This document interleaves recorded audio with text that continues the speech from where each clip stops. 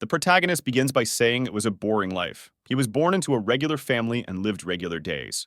Most days were dull. He believed he would die without anything special ever happening. However, that wasn't the case. One of the protagonist's eyes glows as he says everything changed. On the screen is a blonde character, and he says he found a game called Heroes of Destiny, and that's how he became the owner of the world. However, now back in his apartment, he's really happy because he's finally alone. It's not that he likes or dislikes school. He turns on his PC and says it's just that when he's playing, that alone is enough to make him happy. In this place, he's the protagonist. He always preferred single-player games because you can play countless routes countless times. You can even use some hacks and surpass all the system's limits. It was like the entire world there existed solely for one player. However, with a sheepish expression, he says that's what he thought, but now it's time to start over. He turns on the live stream and someone asks if he's really streaming in the middle of the week. The whole chat starts mocking a guy asking if he's some kind of bum who doesn't go to school and just stays on the PC, until someone named AGJ sends a donation of 10. Even though it wasn't much, he was happy since something is better than nothing. Then someone named DEA sends 1,000. Now he's confused. He grabs the monitor and everyone in the chat wants to know who this crazy person is.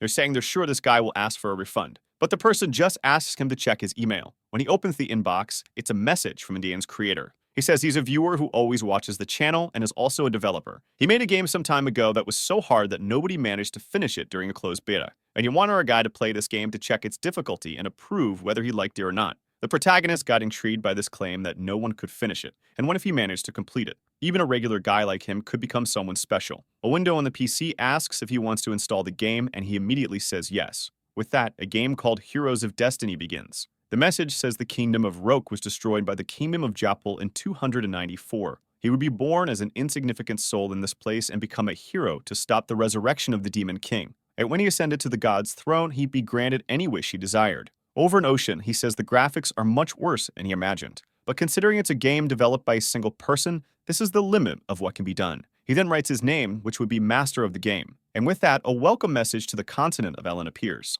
He then finds himself lost in the middle of a forest. The game seemed pretty ordinary and weird because it didn't even have a tutorial, but he was fine with that. That's when he noticed something ahead. It was the village chief who says he's not a familiar face and asks what he wants there. However, the protagonist found it strange because there was no dialogue box. Seeing there was a box to type in, he wondered if the NPC could really understand what he was saying. He then tells the old man to hand over all the money or he'll kill everyone in the village. He waits anxiously to see how the man will respond, only for the old man to whack him on the head, asking what nonsense the boy is spouting. With that, his character falls to the ground and obviously, he dies. He was confused, trying to figure out if he could really talk to the characters. The game asks if he wants to try again, and he says of course he won't give up like that. This time, the old man asks the same question. But now he says he's in need of food and drink and asks for help. The old man, feeling sorry for him, leads him to the village and tells him to follow. He then enters the man's house, who gives him a mug, telling him to drink it to calm down first. The protagonist thanks him and drinks it, only to be poisoned and die in the chair. He then gets an idea and unplugs the internet cable from his PC. Without the internet, there'd be no way for the game's creator to control these NPCs. However, when he goes to talk to the old man, everything is bugged and strange. And in the next second, a message appears saying he was killed for speaking nonsense. At that moment, he realizes that disconnecting the internet isn't the secret to winning this. He then remembers that the name of the person who developed this game was DEA, but he has no idea if this is really a person or the name of the team behind it. It was already 1:30 a.m., and he decided to save since that was enough for one day. However, he was impressed. There was a game where you could talk to NPCs.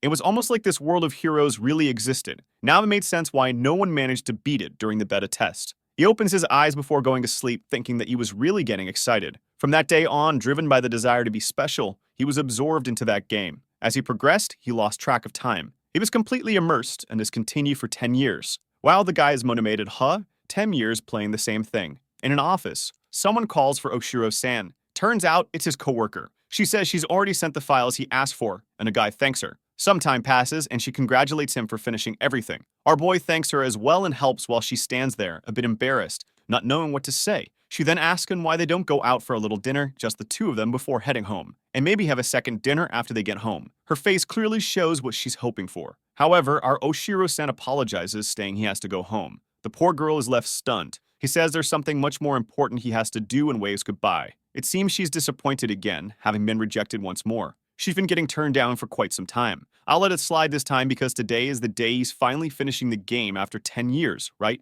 So, let's see. Apparently, a night turned into morning. He is congratulated for being the first human to enter the ranks of the gods, and for being registered in the Hall of Honor. Our guy is standing there, all happy, and he finally managed to finish it. But his smile quickly changes expression. After so long, he managed to do what he always wanted, to become in some way special. But on the other hand, his life was more ordinary than ever. Wouldn't it have been much more extraordinary to be with his coworker? Huh, you idiot. At least in the game, he felt like he had lived something entirely different. He remembers the characters like the Black Prince, Geo Krakow, Cardinal Cesar Libaro, and the Witch Celestina Urin. All the characters were full of charm and unique personalities. The reactions there were so lifelike that he felt those people existed somewhere else. But now, rubbing his eyes, he knows it's all over, until he hears a sound. Looking at the screen, he sees a message asking if he wants to start a new adventure. But this is a very honest message warning him that if he presses yes, he'll be teleported to the continent of Ellen. And after selecting it, he wouldn't return until the game was completed. Oshiro wonders if there's some kind of secret stage. However, with his mouse, which looks more like a brick, he says he's eager to go through it all again. And now that he's come this far, he had no choice but to move forward.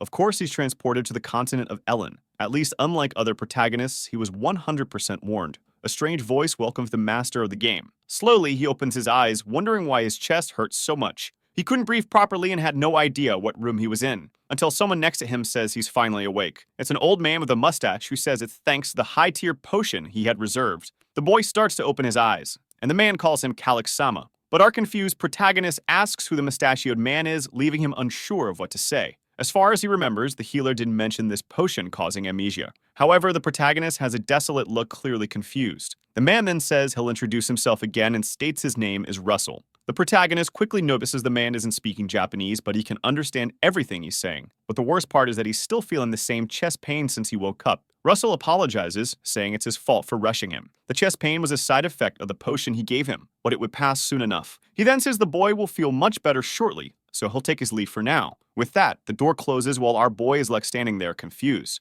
Some time passes and a candle goes out. He opens his eyes again and rises from the bed. Going to the mirror.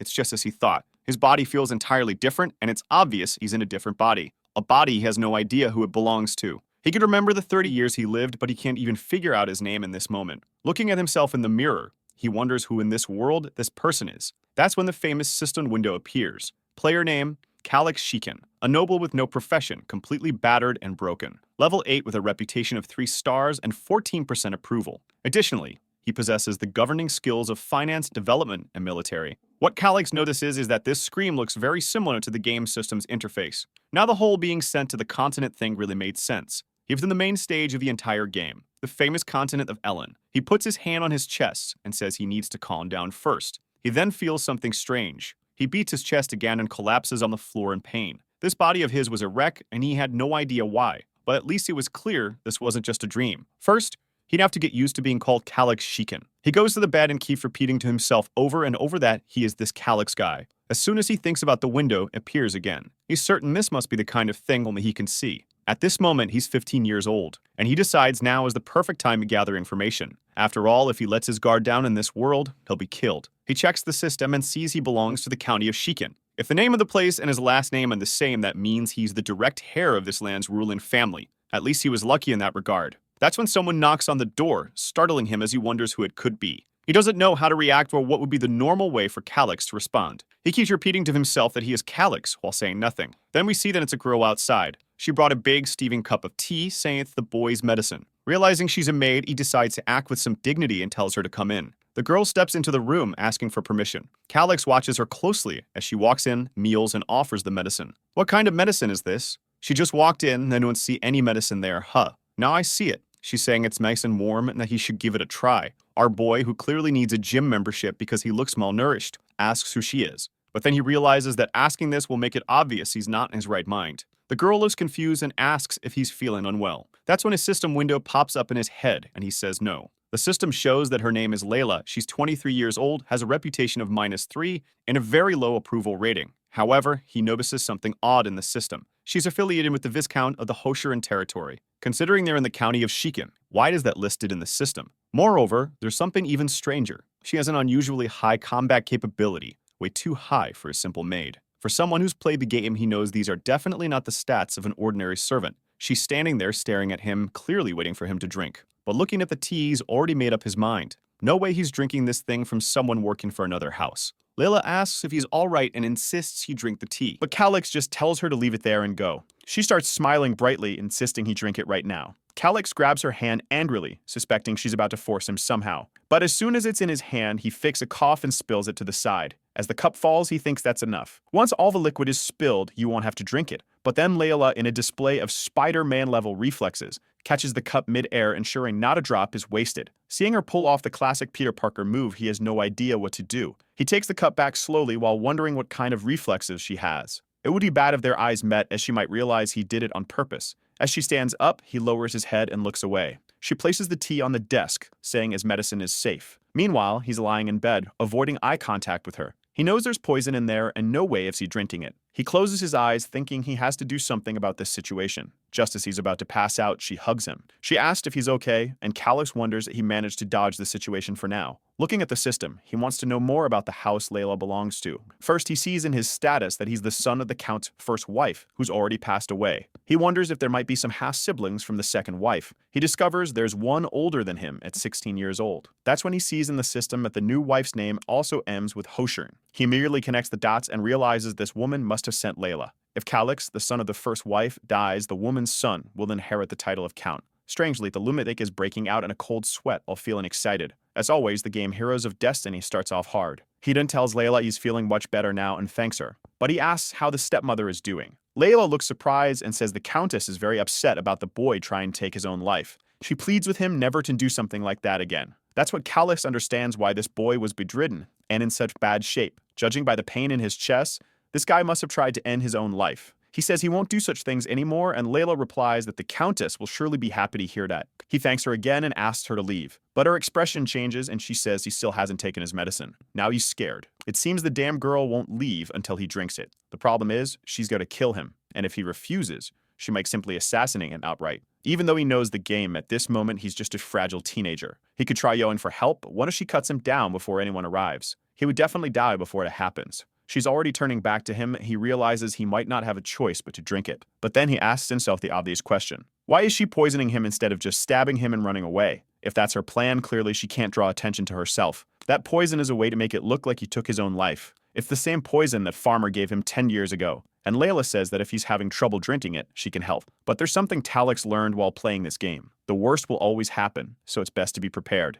He's certain that even if he refuses, she'll force his mouth open and pour it in. The madman is blushing, saying this makes him really excited. Indeed, the game Heroes of Destiny never disappoints. Layla sits down and offers the tea once more. Suddenly, he grabs the poisoned tea and drinks it all. Layla simply watches as the effects of the poison finally kick in. As he'd expected, this was bound to happen. Now the question is, how will he get out of this crisis? There must be a person or an object to resolve this situation. That's when he remembers Russell mentioning having some high-tier potions in stock. He comes up with an idea and tells Layla to step outside and call for Russell. She asks why, and he humiliates her, asking if he really has to explain himself to a mere servant. The girl is shocked and quickly apologizes. When he shouts and orders for her to leave and fetch Russell, she rushes out. Calix knows that the potion Russell used earlier could be traded for Castle. Yet the man didn't hesitate to use it on him. At the very least, he seems like someone who isn't trying to kill him. As soon as Layla leaves the room, he kicks up and tries to vomit. But no matter how hard he tries, nothing happens. The game wasn't going to make things that easy. One thing was clear. There was always a solution to every problem. He begins searching through all the drawers, desperately looking for an answer. But the system mourns that his eyelids are growing heavy. As his consciousness fades, he continues searching, tossing books and rummaging for a solution, until his eyes grow heavier and he collapses to the floor. He wonders if he'll restart the game from the beginning or truly die for real. That's when he sees something. Right in the middle of his shelves is a potion. His expression changes upon spotting it. He starts crawling, finally grabbing the bottle. But upon opening it and taking a sniff, it's not what he expected. It reeks terribly like rotten milk. And that's exactly what it is: spoiled goat milk. He remembers that in the game, yogurt was the antidote for this poison. But can spoiled milk really be considered yogurt? The system once again warns him that his vision is fading. He knows that after the third alert, he'll have only 1 minute left. He brings the drink to his mouth, vowing to get even with Layla, and then he drinks it before losing consciousness again. Sometime later, he wakes up with Russell asking if he's alright. As Calix opens his eyes, he has no idea if it's déjà vu or if the game reset. But Russell doesn't understand what he's talking about and points out something more pressing. He wants to know why the room is such a mess and why the boy was sleeping on the floor when he came in. Calix realizes the game didn't reset, he managed to survive. But that near-death experience is something he never wants to go through again. No matter what happens, He is determined to live. Now that this is settled, he needs to check the status of this man. He observes Russell and the system window appears. At the moment, Russell is the acting count of this land because the previous count died and hadn't chosen an heir yet. Even though it's a temporary position, it's something that could help him. The man seems like a strict military type, so Calyx believes he can be trusted. At least he was the one who saved him with that potion. Calyx calls out to Russell, saying he has something to share. They talk for a while, and it seems Calyx tells him everything about what's happening. But Russell says there's no evidence. Calyx learns that the potion Russell used was standard protocol in this family. It was just following normal orders. Russell explains that to him, all heirs of the Shikin family are equal, and he is obliged to serve both sides. Calyx then asks if Russell wants him to keep taking that medicine until he dies so everyone can claim the inheritance. But Russell questions if Calyx really lost his memory. You should know that the Shikin family is in serious financial trouble.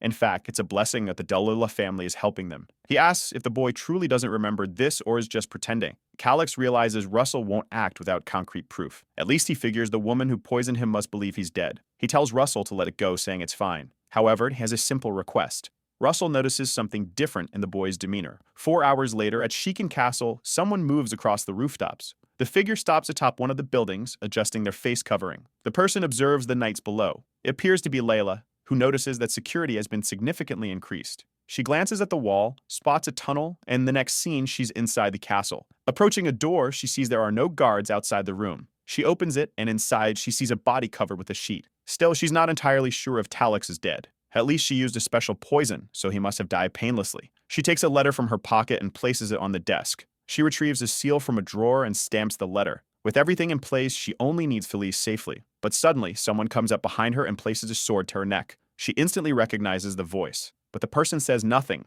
and she can only fear the blade slitting her throat. She pleads with him to wait and screams, claiming it's too late. Lord Calyx is already dead, and now the Shikin family can only belong to the Grumbine family. Of course, it's Russell standing behind her, observing everything. She falls silent for a moment. Then she asks if he shouldn't just be a simple noble serving the Shikin family. But that's when the boy stands up and says it all went exactly as he expected. The foolish girl is startled as in she. Our guy says that the slow death poison is quite stimulating, but he finds it interesting how one noble family is trying to poison another. He's certain that if this came to light, it would turn into a complete mess. Suddenly, Layla crouches and pulls her arm out of Russell's grip. But as soon as she tries to turn away, he grabs her arm again. With a swift turn and a strike to the ribs, she stumbles, revealing her thighs. Calyx knows that the difference between his skill levels is 3 stages. Clearly, she stands no chance. But Layla insists, saying he has no physical evidence, so no one will believe him. However, Calyx calmly replies that attempting to assassinate a noble is punishable by death, even if the assailant is a noble themselves,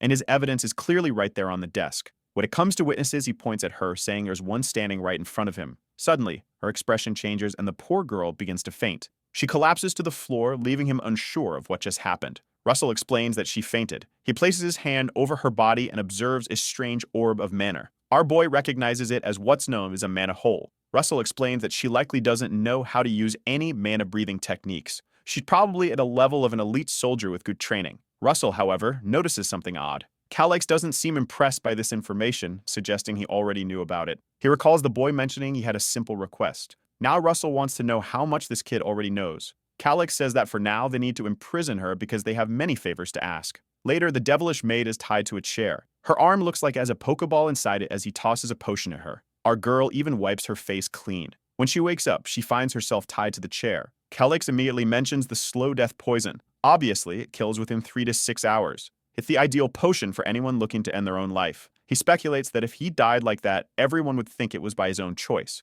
He grabs her face and asks why she did it. She feigns ignorance, pretending not to understand what he's talking about. But Calyx says he's sure she was afraid of dying, which is why she acted the way she did. This means she doesn't have enough loyalty to lay down her life for Lady Stella. But the girl remains silent. He tells Russell to make her talk. Russell pries her mouth open and sees something in Calyx's hand, wondering what it is. But Calyx just tosses it into her mouth and she nearly smells something strange. It's probably that same goat milk again, and he orders Russell to make her drink it. She screams in a chair, trying to break free, but it's no use. When Russell lets go, she screams, asking what they made her drink. Calyx casually says it was just a little bit of poison. Then he asks if she's familiar with something called Setis puppet. Terrified, she claims it's impossible, saying there's no way a noble from a family like his could get such a thing. But Calyx says that with enough money, you can do whatever you want. To prove that, you mentions that the primary ingredient of the recipe is white radish. Russell seems impressed while Calix just waits for her reaction. Layla insists she doesn't believe him, but the protagonist is certain she's scared out of her mind. She then says she'll leave for now, report to her master, and say the assassination was a success. She questions whether he really thinks she'll follow his orders, but Calix simply asks if she's ready to die. The Sizz puppet poison has over 3,000 different antidotes depending on the formula, and a correct one for what she drank is stored in his mind. So if she doesn't want to die a stupid death, she better listen to him. The girl is reading heavily, clearly shaken, but he demands her answer. After hesitating for a moment, she shouts that it's fine, then asks to be untied. But Calix remarks that she seems awfully angry at the person who's saving her life. She's trembling, almost crying in the chair, begging to be released. Russell finds it strange that she suddenly decided to comply, and there she is, pleading for mercy. Calix knows it's just the spoiled goat milk wreaking havoc in her stomach. She pleads with Russell to untie her, but Russell hesitates, questioning whether Calix has forgotten that she tried to kill him. The boy responds that she's a very valuable witness, and they'll need to treat her with a bit of dignity. Russell has no idea what he's talking about. Meanwhile, she keeps begging to be released. She's on the verge of tears, seemingly about to explode, pleading for freedom. Time passes. She eventually announces that she's leaving to report that the assassination was successful. She leaves the room. Now Calix knows he'll have to deal with someone else who can control all the knights. That person is standing right beside him. Russell then demands to know how Calix obtained all this knowledge. The fool is about to say he learned everything from books, but realizes Russell wouldn't believe that. Russell warns him that explaining such things through a book would be akin to signing a death sentence. Now Calix is unsure what to say. No one will believe him if he claims he's from another world. He then asks Russell if he remembers the dagger he plunged into his own chest. Russell says he does, but wants to know why he's bringing it up. Our boy explains that the dagger is actually an heirloom passed down from his mother. She claimed to possess mysterious powers, and it seems those powers have now awakened within him. Russell doesn't look convinced, but Calix says he never imagined the secret to gaining such knowledge was to strike his own heart. The butler insists that if it were such a rare item, everyone would know about it. Calix thinks for a moment and asks if he's heard of the dagger of Claire. Apparently Russell has, as he asks if the previous lady's dagger really was that artifact. If it was indeed that treasure, it could explain Calix's vast knowledge. However, Russell says there's one issue. He wants to know if anyone else knows about this. Calix assures him that no one does. He's the first. Inetta asks Russell what he thought about Layla's story, specifically the idea that all of Count Claire's movements, his father's movements, had been leaked. A knight like his father, who was on the verge of advancing in rank, shouldn't have died to a mere monster attack. It's ridiculous to believe such a story. Russell immediately realizes Calix is seeking his help. But in the political games of succession, Russell has no intention of getting involved. However, if the Count's death truly was premeditated, it changes everything. Yet gripping his sword, Russell debates internally. As a soldier, he doesn't want to get entangled in politics. This principle has guided him for 50 years. Just as he's about to express this to Calix, the boy suddenly shouts, demanding to know why his father had to die. All he wants is to understand why his father was murdered and who was behind it, obviously, so he can start planning his revenge. He asked Russell if he isn't curious too. Whoever it was, they already know was someone who stood to benefit from his death, but they can't give up just because the situation seems difficult. He pauses for a moment and asks if it's truly right for a knight to serve a family that orchestrated an assassination. Russell freezes for a moment. Then he kneels and swears loyalty to Calix. Our boy is thrilled, but hears Russell add one caveat. By doing this, he is abandoning the beliefs he held for 50 years. Never to involve himself in politics. But Calix is just happy to gain someone so powerful as an ally, especially one invested in the vengeance he seeks. He tells Russell to rise, saying he doesn't mean to swear loyalty to someone who doesn't mean to hold a title. But Russell reassures him, saying he'll ensure the boy grows strong. Hardeye quickly changes the subject, not wanting this conversation to lead to Russell, suggesting training him. He then says that now that they know about the Countess poisoning the attempt, everything is falling into place. They're only at the beginning of their revenge. Russell asks how he can assist. Calix is about to reply when the scene changes. A group of people is gathered around an enormous table. A blonde woman with a fan comments that everyone is finally present. Some people whisper, questioning why the Countess is sitting on the throne. The Countess speaks up, saying that some of them must already know what happened yesterday with Prince Calix. He attempted to end his life using a poison known as slow death. One of the older men says it's the typical choice for those looking to take their own life,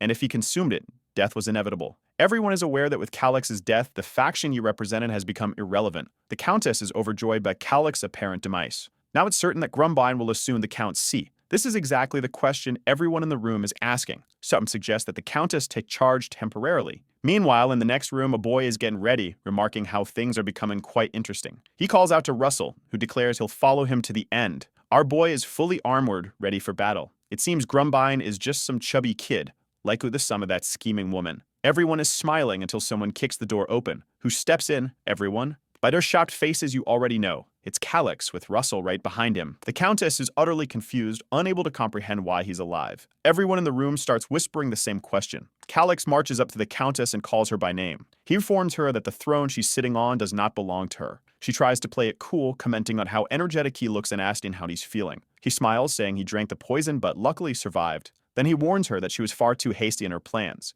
She tells him to calm down and not make baseless accusations. Even though he never acknowledged her as his mother, calling her an assassin is unforgivable. She screams, declaring that in the Grand Hall, one must take responsibility for their words. But Calix responds, saying it's impressive how she remains so dishonest even after being exposed. The Duchess, clueless about what he's planning, asks what he's talking about. Calix simply says that for now, this is the next step. Suddenly, he claps his hands and someone enters the room. Layla walks in and he announces that the witness has something to say. The others in the room have no idea that this woman is, while the Duchess immediately realizes that if it's who she thinks it is, she's in deep trouble. Layla meals and Calix asks her to state her name. The girl slowly opens her eyes, glances at Grumbine, and introduces herself as Layla. Now the Duchess is panicking, unsure why this girl is here. Layla introduces herself as a shadow operative from the Hoshiran family's Special Operations Unit. Calix commands her to explain. She explains that members of this unit are orphans trained in the Gorda fields. The children who survived were selected and sent to other locations with false identities.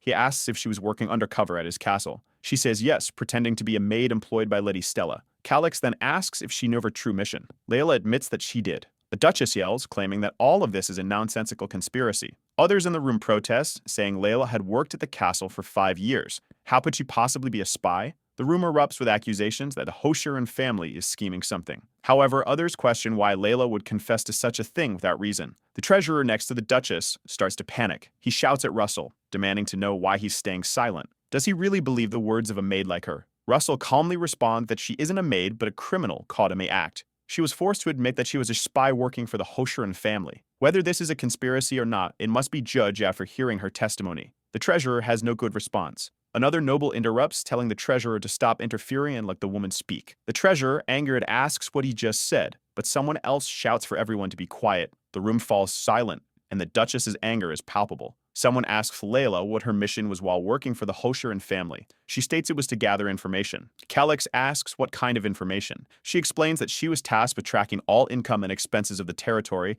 noting all travel dates and destinations of the former count, and monitoring the movements of political allies and vassals. Calix then steps forward and asks her what her most recent mission was. She reveals that her orders were to poison Prince Calix with the slow death venom. After his death, she was to place a forged suicide note in his room to make it appear he had taken his own life. Calix, cold and calculated, asks her what the outcome of her mission was. She admits that she successfully poisoned him but was caught by Count Russell when she entered to plant the note. The Duchess screams, demanding that the woman be arrested. Guards rush to seize Layla, who tries to resist, shouting that there's no evidence to back these claims. Calix, looking as composed as ever, calls out to Russell. Russell nods and presents the forged suicide note. He explains that he was in Calix's room when Layla entered to plant the letter. Then he reveals a memory of the Earth Scroll. He reminds everyone that this magic is capable of revealing malicious intentions. With this scroll, they can uncover who ordered Layla to carry out this act. The treasurer realizes that if this evidence is revealed, it's over for all of them. They got to stop it, even if it meant silencing everyone in the room.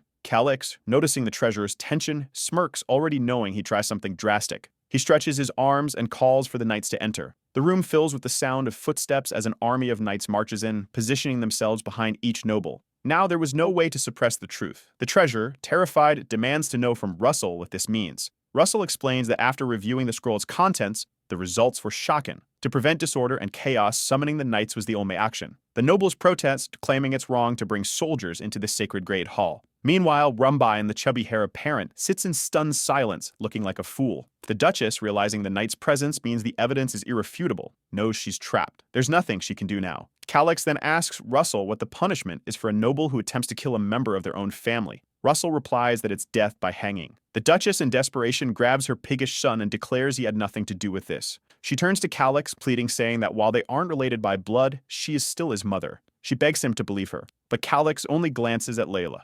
With a sly smile, he asks her if this is true. Layla, trembling, reveals that when she received her orders from the Countess, Prince Grumbine was present. Calix smiles and the Duchess falls into despair, screaming and crying, claiming it's all a lie. What's it a lie? Our boy, unfazed, announces that he doesn't care if to lie. He's determined to take them both down. After all, she's the one who tried to assassinate him in the first place, making them the true cowards. Looking at her sobbing on the floor, he declares that the fox hunt has now reached its climax. As the Duchess sits there, her jaw practically glued to the table in shock, someone suddenly slams their hand on the table and calls for Calix. Calix looks over at the king of McDonald's himself, Rumbine. The Duchess screams for her son, and Calix turns just in time to see the boy beside him. But instead of defending himself, Rumbine kneels, bowing deeply at Calix. The entire room is stunned as Grumbine stares at the floor like he's searching for ants. The other nobles urge him to stand, demanding to know what's going on. But Grumbane calls out to Calix, saying he'll accept any punishment as long as his mother is spared. The Duchess, confused and panicking, begins screaming at Grumbine to return to his seat.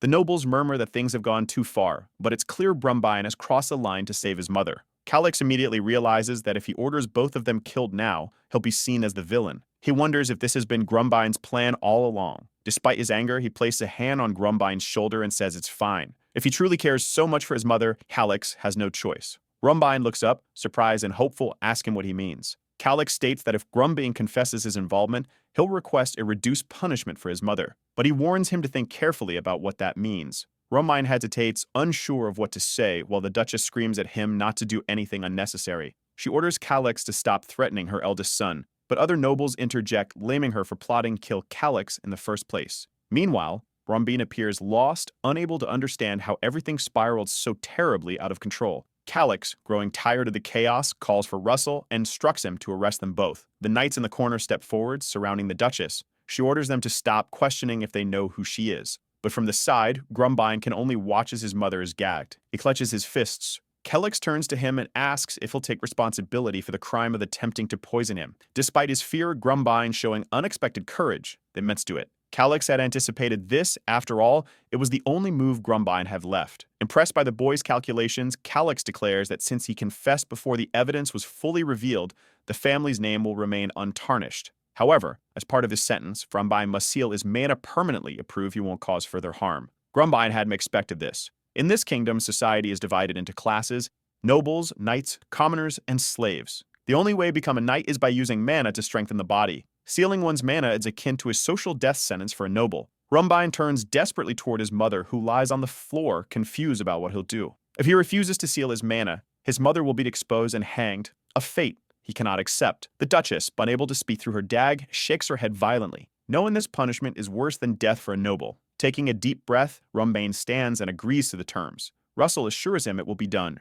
He hands Grumbine a scroll. Grumbine bites into it, pressing his hand against his chest. The golden circle forms over his stomach as mana begins to accumulate and slowly fades. The Duchess writhes on the floor, desperate for him to stop, knowing that even a Grandmaster could undo this. Grumbine tears the scroll away from his chest as Calix watches in silence. The mana continues to dwindle until it vanishes completely. Everyone in the room realizes his mana has been sealed. The Duchess, sobbing uncontrollably, looks defeated, while Grumbine appears content. At least he managed to save his mother. But she lies on the floor, lamenting that it's all over, disappointed in her son's naivety and innocence despite being her biological child. Grumbine turns to his mother, trying to comfort her, saying he's always dreamed of becoming an artist. But the Duchess, biting down on her gag, screams Calix's name in fury. Breaking free of her restraints, she curses Calix and vows to bring ruin to his family for generations. Calix, calm and composed, knows she's powerless now. Her strength will likely amount to no more than Layla's. Grumbine kneels by his mother, gently asking if she's okay. Calix, however, feels a pain of guilt for ruining the future of someone so young. But he reminds himself that it's just a game. There's no room for sympathy. Russell, observing him, seems confused as Calix steels himself for the next step. Now that they come this far, there's no turning back. Calix orders Russell to proceed with the remaining matters. It's announced that Lady Stella and Prince Grumbine will be confined to an annex forbidden from any outside contact. The mother and son are escorted out through the door, leaving Calix watching intently. He then approaches the treasurer, accusing him of leaking vital documents. As a result, the treasurer is stripped of his position, imprisoned, and placed under investigation. The old treasurer tries to make excuses, claiming his situation is different. He curses at one of the soldiers, who doesn't appreciate it, and lands a solid punch to his gut. With that, the bald man is dragged away. Calix feels a bit awkward about causing all this chaos, but at least things seem to be working in his favor. The remaining people in the room tremble with fear, terrified they might be punished next. Observing Calix, they begin to realize something. Russell's support means that all the knights are aligned with this prince. In a way, the succession dispute has already ended. Russell's loyalty to Calix is a direct warning to everyone in the room. Calix calls for the head of security, who nervously approaches. Russell steps in, declaring that the man is suspended from all his duties. The security chief has no choice but to accept, while the others in the room grow even more anxious. The fearing it might be next. Suddenly, a man seated in the corner apologizes. He admits to failing his duties and asks to be dismissed. Calix, however, knows that this man, Garrett, is one of Russell's trusted allies. Russell immediately denies the resignation, stating firmly that it won't be accepted. Those who want to work out get to, and those who don't want to will have to, Russell remarks sarcastically. The room prepares a list of all the officials involved in the incident. Garrett is tasked with overseeing their removal. As this unfolds, Calix walks over Garrett. He informs him that only 4 individuals from the finance department will be exempt from investigation. Clearly, they'll meet a lot of new personnel. Garrett advises leniency toward those with minor infractions, warning that removing too many officials at once could disrupt operations. Calix counters, questioning if avoiding investigations for the sake of operations is really a good idea. He argues that granting forgiveness won't be seen as leniency. It will be perceived as weakness. Garrett insists that many of the officials were merely aligned with the wrong side. But Calix interrupts, stating that his decision has already been made. Seeing that the prince won't budge, Garrett concedes. They can't help but wonder how this one-sweet boy has become so resolute. The room is aware of Russell's strength and Garrett's intellect. Now both stand by Calix's sides, solidifying his position. Our boy smiles, knowing the county is nearly within his grasp. Suddenly, a blue light flashes. He opens the system and declares it's time to use more of his talents. As the system interface appears, he begins analyzing everyone in the room. The glint in his eyes and his crooked smile give him the look of a madman. Calix identifies everyone with ties to opposing factions or ambiguous loyalties. Those individuals are marked for removal. Even the useless ones won't escape his scrutiny. Only those who survive his loyalty test will remain in his future plans. But the rest of the nobles, I'm sitting here wondering why this kid has such a creepy grin. Some of the others are trembling, knowing that if Calix takes a dislike to them, they're doomed. Desperate, they rush forward, showering him with praise, calling him an incredible leader and begging to speak with him. Calix tells them to calm down, saying they have plenty of free time to discuss things later. Russell watches from the sidelines, still unsure how things turned out like this. Time passes, and we return to the castle. After a day filled with political maneuvers, Calix collapses onto his bed. He's exhausted. He reflects on his past life, where he was average in studies, appearance, and just about everything else. Nothing in his life was terrible, but nothing was particularly great either. That all began to change when he discovered Heroes of Destiny. He wondered if completing something no one else could would finally make him special. He recalls the moment he finished the game and the message declaring him the first human to acquire the Seed of the Gods. At that moment, he wiped his eyes and wished to be reborn in the continent of Ellen. It was the only way he could continue to feel extraordinary. Now sitting on his bed, he remembers that wish and the game's narrative about being born as an insignificant soul. The story said he would need to survive turbulent times and become a hero to ascend the throne. He suddenly realizes what's happened. When he completed the game, his wish was granted. But perhaps the deity misunderstood what he truly wanted. Still, it doesn't matter now. There's no turning back. Calix wonders if completing this game once more will grant him another wish. He'd been drifting off to sleep, vowing to conquer this world again. The next morning, he wakes up, refreshed and ready for a new day. He ponders where to begin. He remembers certain territories perfectly from the game, but has no idea what Shiken is really like in this world. Calix decides he needs to check the map to figure out exactly where Shiken is located. The system even provides him with a detailed map. What a beauty. A message pops up, notifying him that he's already conquered the entire continent of Ellen. Since he finished the game once, he now has access to all the map markers. He's ecstatic, realizing this is essentially a treasure map, showing the locations of ruins, dungeons, and hidden secrets. This was one of the bonuses nobody knew existed, as no one else had completed the game. The map even includes information he wasn't aware of himself. With this resource, navigating the world becomes much easier. Then he pauses, wondering what year it is. He checks the imperial calendar and sees it's the year 289.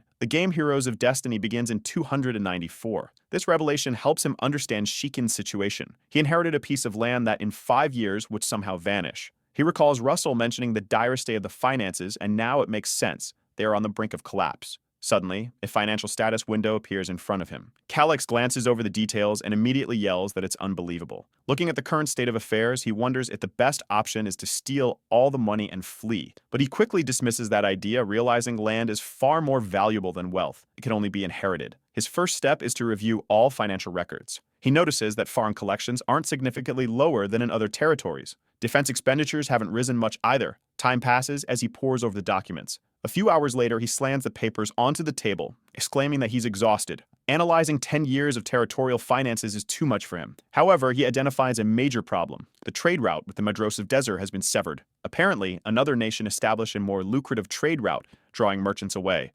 What puzzles him is how they managed to fund such a large-scale project. On top of that, the annual debts are growing faster than their yearly income. Statistics alone aren't enough to solve this mystery. He needs more information. Frustrated, he rubs his head until an idea sparks. He remembers the old man from the meeting, the treasurer Gidris, who was caught embezzling funds. At the moment, Gidris is locked up in the dungeons. The scene shifts to Calix descending into the cells. A guard station at the entrance asks what Prince Calix is doing there. Calix requests to see Gidris, pinching his nose at the overwhelming stench of the place. As they walk, the guard remarks that he never imagined the prince would visit such a place. Calix remembers this guard from the meeting, a type who submits easily to power. He calls out to the guard, who nervously responds. Calix, knowing the guard lacks authority, asks if innocent people should have their names cleared. The guard agrees enthusiastically, saying the prince is absolutely correct. Calix continues, suggesting that criminals who don't deserve freedom should also be reinvestigated. The guard salutes, claiming he understands perfectly. Though Calix doesn't fully grasp why this man abandoned his previous loyalty to work with him,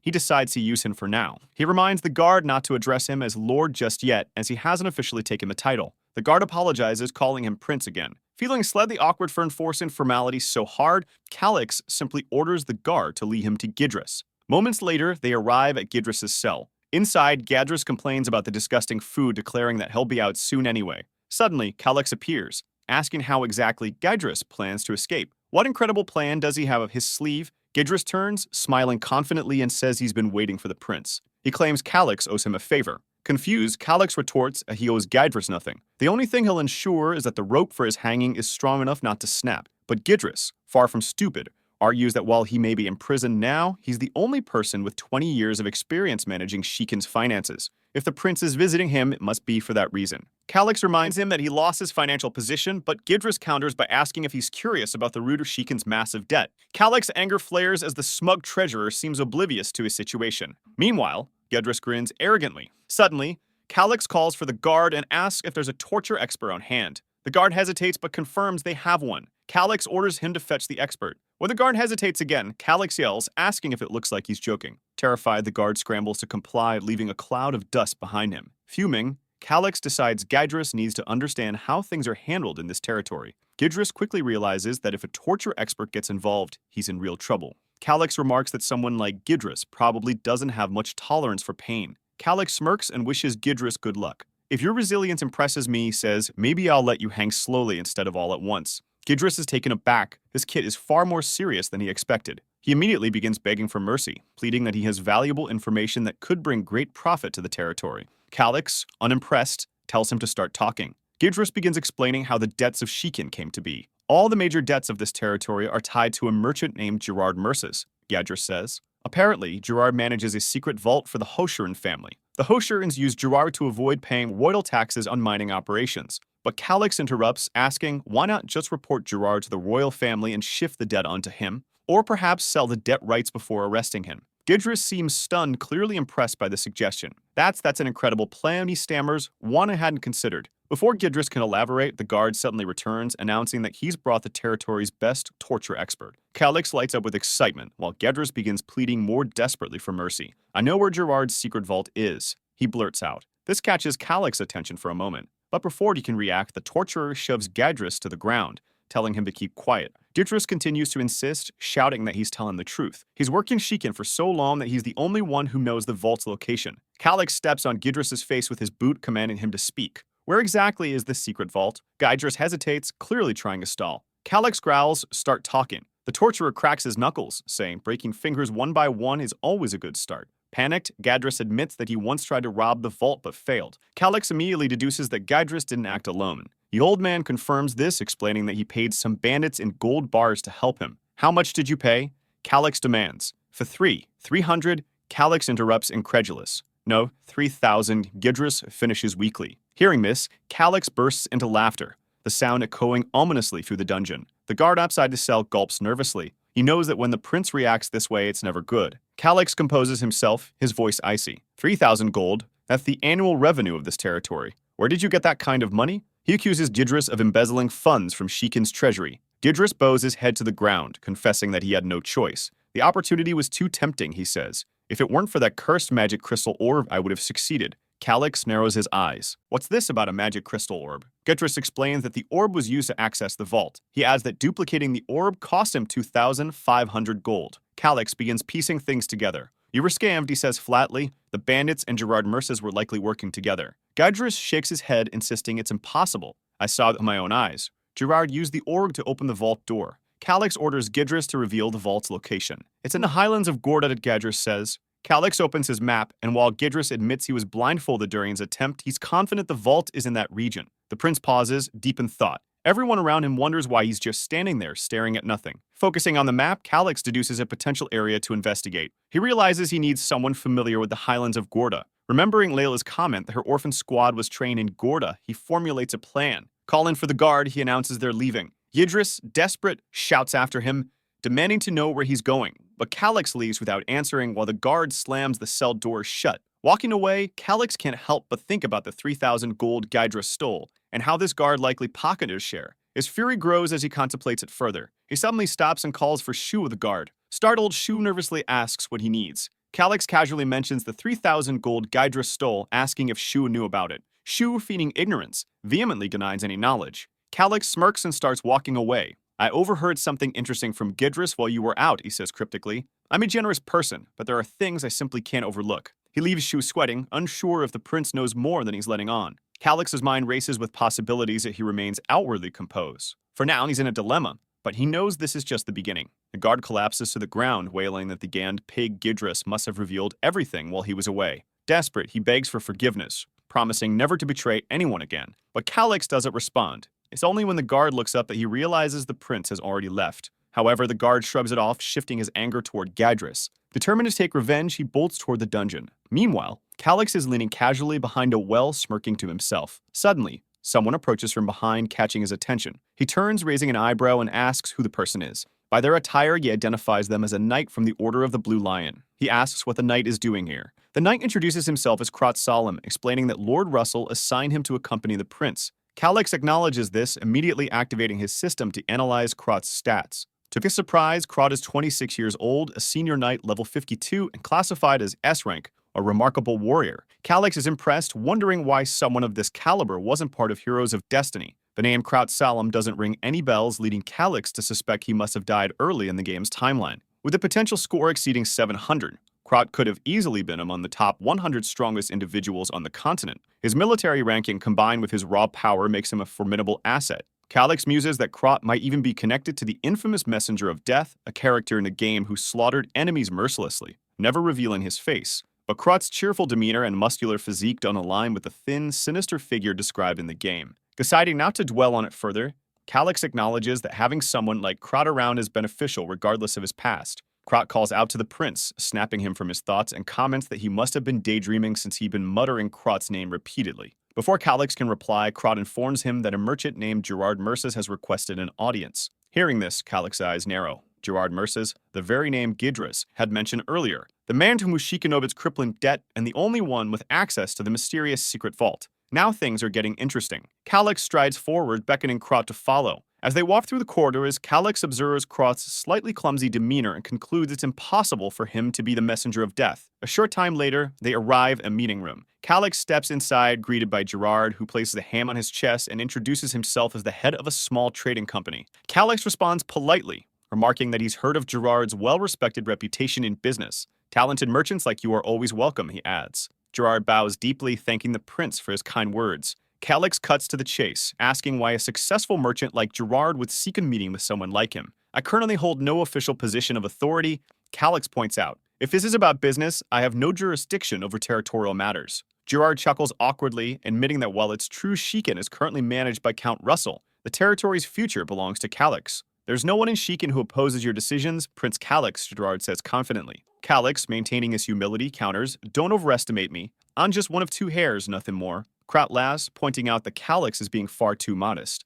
Everyone knows the succession has already been decided, even if it hasn't been formally announced. Gerard nods, admitting that such rumors align with what he's heard. The merchant apologizes if his words were presumptuous. Calix notes that Gerard is undeniably a capable businessman. After all, someone without access to vital information wouldn't survive in this line of work. However, Gerard finds himself puzzled. The prince before him doesn't match the rumors of a knave and foolish boy. The person he sees is sharp, calculating, and far more mature than expected. Still, Gerard compliments Calix's striking appearance, admitting that the rumors about his beauty weren't exaggerated. Blushing, Gerard remarks that Calix is exactly his type. Feeling an ominous intent behind Gerard's words, Calix abruptly stands, his voice firm. I don't like wasting time, he declares. If you don't get to the point, I'm leaving. Gerard immediately apologizes, realizing he can't afford to lose this meeting. Though he's captivated by the prince's charm, his priority is securing a working relationship with him. Seated once more, Calix watches Gerard carefully and orders him to speak directly. Gerard explains that he wants to support the prince, but his primary reason for being here is the massive debt left by the previous count.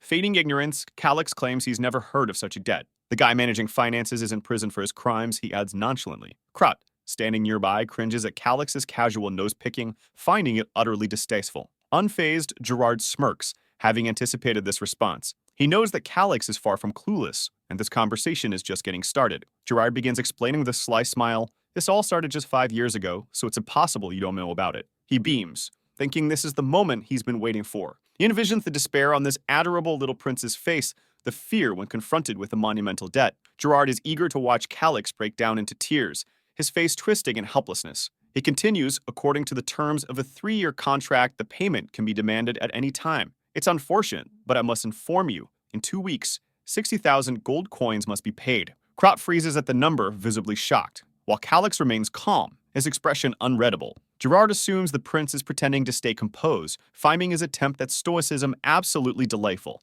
He revels in the sight, continuing his internal monologue. "Stop flirting with my protagonist, Gerard. Where are the waifus?" Calix, however, says nothing. Krot finally speaks up, nervously asking Gerard to consider postponing the payment date. But Gerard quickly dismisses the idea. Silence falls between them. Breaking it, Gerard says with mock pity, "It's truly unfortunate, but Shikin's territory has been declining rapidly. We've shown goodwill by waiting over a year for recovery, but nothing changed. Now that Prince Calix is taking charge, he'll need to repay this courtesy." Calix recognizes Gerard's facade of generosity, noting how cleverly he masks his extortion behind politeness. The prince rises, nonchalantly remarking, "Perhaps you're unaware, but Shikin's annual revenue exceeds 6,000 gold coins. Finding someone willing to lend 60,000 gold won't be an issue." Krot's confusion deepens, unable to believe such a claim. Gerard stands, feigning delight. That's excellent news. It seems there's nothing to worry about then. But inside, Gerard knows how difficult it is to secure connections for such an amount. He announces he'll return soon to collect the payment and leaves, confident this territory will soon fall into his grasp. As he leans in to bow, Gerard's thoughts turn sinister. Soon enough, this pampered noble brat will be groveling at my feet. Maybe I'll sell him at the slave market, but not before enjoying my prize. He departs, thanking Calix and wishing him good fortune. Calix watches him leave, unfazed, while Krot stands there trying to process what just happened. Krot blurts out, 60,000 gold? How can you stay so calm about this?" Calix, already planning his next move, knows the secret vault in Gorna holds the answer. The map had already marked ruins and treasures in the region. The challenge now lies in navigating the dangerous continent of Ellen. The highlands of Gorda are particularly perilous, home to intelligent creatures like the Riskath. It's a region people avoid at all costs. Outside the castle, Krot asks Calix what he plans to do next. Calix smirks, knowing it's time to find someone who knows Gorda well, someone like Layla. The scene shifts to a guard stationed outside a holding area. He spots Calix and nervously greets him. The prince compliments the guard's work and asks to see the prisoner. Krot decides to go ahead while Calix handles this. When the door opens, Calix is surprised by how organized the room looks. "Clean up a bit," someone remarks. It's none other than Layla, towering confidently as always. Finally, she's back after all the bizarre encounters with Gerard. Calix compliments her appearance, saying she looks great. With a smirk, she arrogantly responds, "Of course I do, just as you can see." Krot warns her to watch her tone when speaking to the prince, but Layla and Calix merely exchange knowing looks. She brings up the poison he gave her, saying it was from Sudis Marionette, wasn't it? You tricked me. Calix is impressed, admitting she figured it out faster than he expected. Sitting at the table, she asks why he's here. "Do you mean me for something? I can already tell you do." She leans in seductively, saying, "I don't follow your orders anymore. But if we share a very intimate moment together, I might consider it." Krot immediately tells her to hold her insolent tongue. Calix, unfazed, cuts to the chase. "I'm here to give you a chance to survive." Intrigued, Layla asks for more details. Calix explained that the moment she's released, she'll be killed. Layla seems confused, prompting Calix to elaborate. She should already know the Shikin family is at odds with the Hoshurans. "That's obvious," Layla replies. "You forced the only heir of Hoshuran to seal his mana." Calix nods, stating she was instrumental in that success and should understand the danger she faces. Finally, it clicks for her.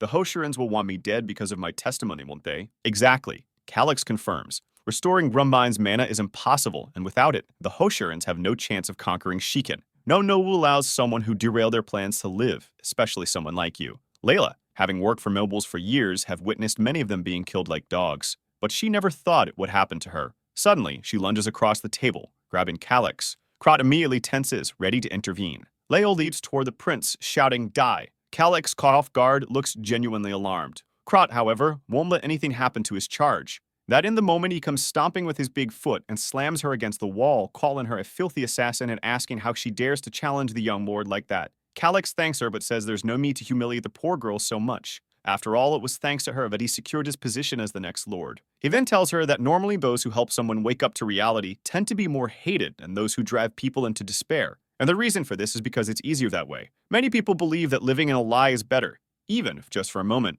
But he smiles at her and says that considering how motivated she seems to survive, she doesn't seem like that type of person. She says she's not and shouts, warning that she wouldn't die under any circumstances. He then smiles and says that if that's the case, he has a way to make her useful. If she helps him with the work he needs done, she will also receive protection in the meantime. And if she has a family, you take care of them too. However, Layla misunderstands and asks if, by any chance, he's threatening her family. He stands up with that dumbfounded look on his face. He tells her not to misunderstand because if he wanted to, he would have killed her already. Assassins like her are everywhere. The girl knows that's true. To a noble like him, she is nothing more than a tool. He then asks why he wants her and not someone else. There must be some reason he's going to all this trouble to persuade her. Our guy says the first reason is because it would be too much work to find someone else. And the other is because of something she said to him earlier. He then leaves saying that before explaining why, he would give her a minute. If she didn't agree with him within that time, she'd be free to pursue the freedom she so craved. However, Layla knows the truth is that this freedom will cost her life. Here's her only option because leaving that place she'll be killed by the other family.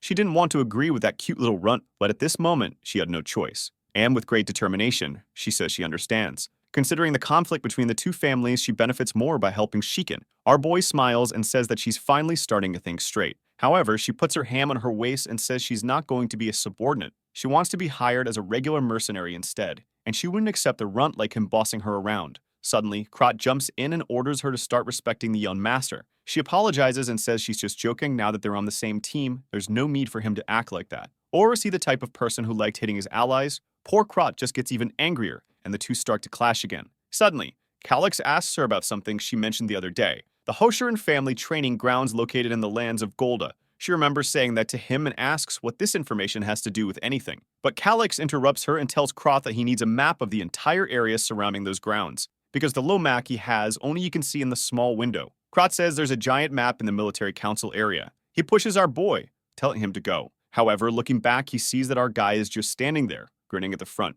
Krot immediately asks if, by any chance, he doesn't know the way. And Calix says he does know, but he prefers having someone protect him from the front. Meanwhile, Layla is standing there with a dumbfounded look, not understanding their bickering. Sometime later in the castle, they finally arrive in the war room. Our boy is all gleaming as he looks around. And Krot says that all the greatest military secrets of the continent of Ellen are there. Our boy starts looking for the lands of Golda. Upon finding it, he asks if they know about that place. Krot says it's a well-known area. There's an ongoing territorial dispute between the Hoshiran family and the Baron of the Erebon family. The reason for the conflict is some high-quality copper mines. Our boy asks if Baron Erebon is on their side, and the guy confirms it. He then makes a dumbfounded face, wanting to know how accurate and updated the map is. Layla says it seems a bit outdated, but there haven't been significant changes. At that moment, however, she realizes why she was brought there. Our boy then asks if she can navigate just by looking at the map, and she says of course. She spent her entire childhood playing in that region, but she wants to know why he's so interested in the lands of Golda. He explains that there are some ancient ruins he intends to explore. She looks a bit confused and says there's nothing like that in that place. Calix looks thoughtful and asks if, by chance, adults didn't talk about places where she shouldn't go. She pauses and then says she remembers something like that. At this, Calix asks when the Hoshiran family started training troops there. She says she doesn't understand why he's asking, but since she's of the 6th rank, at least 15 years have passed. He asks when the territorial dispute began. Krot says that also started 15 years ago. At this, Layla suddenly nudges him, asking if he understands where the boy is going with this. He replies that he doesn't, and she feels devastated to have an idiot beside her. Once again, they start bickering, until Calix interrupts them and says that training an army costs a lot of money. They wouldn't have started creating those troops out of nowhere without an important reason. Once again, the dumb girl asks what the boy's point is, and Krot tells her to realize quickly that this means that somehow they managed to attain a lot of money. Calix says that's exactly it. 15 years ago, the Hoshiran family found a new source of income, and may likely use that money to train their new armies. Once the troops were ready, they were dispatched to numerous territories. exactly as happened of Layla. She says she understands, but what would be the connection between that source of money and the ruins he's looking for? Talek says that silver mines are often found alongside copper mines. Besides that, some copper ores can also contain traces of silver. Krot asks if he is suggesting that the Hoshiran family is secretly mining silver, and that would be an extremely serious crime. Kalek says yes and tells him to think about it. The law of this place stated that any gold or silver found always belonged to the royal family, no matter where it was located. However, it would be foolish to believe that every noble would be that fair. Krot asks what the connection to the ruins is, and our boy says he already knows what kind of ruins they are, perfect ones to hide this type of secret. Unfortunately, he can't reveal to Krot that he already has some information about this. Layla, who's really growing into a sharp girl, asks what all of us has to do with him. She thought it was impossible for him to attack that place because Shikin's territory didn't have the resources for that. Krot gets frustrated, thinking that, as much as he hates to hear it, misses the truth. And she insists, saying that even if they started a war, as soon as the royal family knew it was pure silver, they'd take everything. Kalek says they wouldn't gain anything by passing this information to someone else. Besides, his territory is on the verge of collapse. Both of them stand there dumbfounded, wanting to know what he's suggesting them. That's when he says that since they obtained the money illegally, even if they stole everything, the Hoshirans wouldn't dare report it to the crown. Later that same day at night, it gathered outside the castle. Russell told our boy that it was madness to take someone as inexperienced as Krot on this mission. He should think more about this plan because acting hastily could be dangerous. Kalix agrees that it would be safer with Russell at his side. But a young Talek like Krot also needed to develop. The poor fool blushes at the Lord's confidence in him. Kalix continues, saying that it would be too risky for both of them to leave the territory at a time like this. Russell is surprised and then apologizes. Suddenly, he turns to Krot and tells him he'd better follow the young master diligently. But the fool just agrees with his tongue hanging out. Even Russell gives him a smack on the head, telling him to take it seriously. Sometime later he calls everyone together. He explains that the young master's wounds are still fresh. But even so, he planned his expedition for the good of the territory. So all the soldiers there better follow him faithfully. Kalix knows that no soldier wants to follow someone so weak who once tried to take his own life. Gaining the loyalty of those people was also his job. Meanwhile, Layla is just quietly observing from the corner. Sometime later, they approach her well. Krot goes down and our boy follows right behind him. Upon reaching the bottom, he says that by following this tunnel, they would be able to exit the castle. However, it was farther than he had imagined. Kalix just passes by and tells them to hurry up. With that, the team begins walking through the darkness of the cave. Sometime later, Krot looks up and says they finally arrived. Obviously, our boy is exhausted. Krot opens the cover and offers his hand to help our boy up. Suddenly, he finds himself on the outside, or rather inside, of the house. Krot explains that this is an old water mill and had been abandoned a long time ago. Already outside, our boy is impressed. He had already prepared several supply horses. Krot calls him Lord and tells him to get on the horse. But Kalix tells him to stop using that kind of title in this place. It would be stupid to call him Lord outside the castle when they're heading toward hostile territory. From now on, he's to call him only Young Master. The army guys put on peasant clothes, but he's still not sure if that's enough to fool anyone. At that, he calls for Krot and asks if he prepare everything he requested. He says yes, but seems a bit hesitant. He pulls out a stinky cloak and asks if he really has to wear something like this.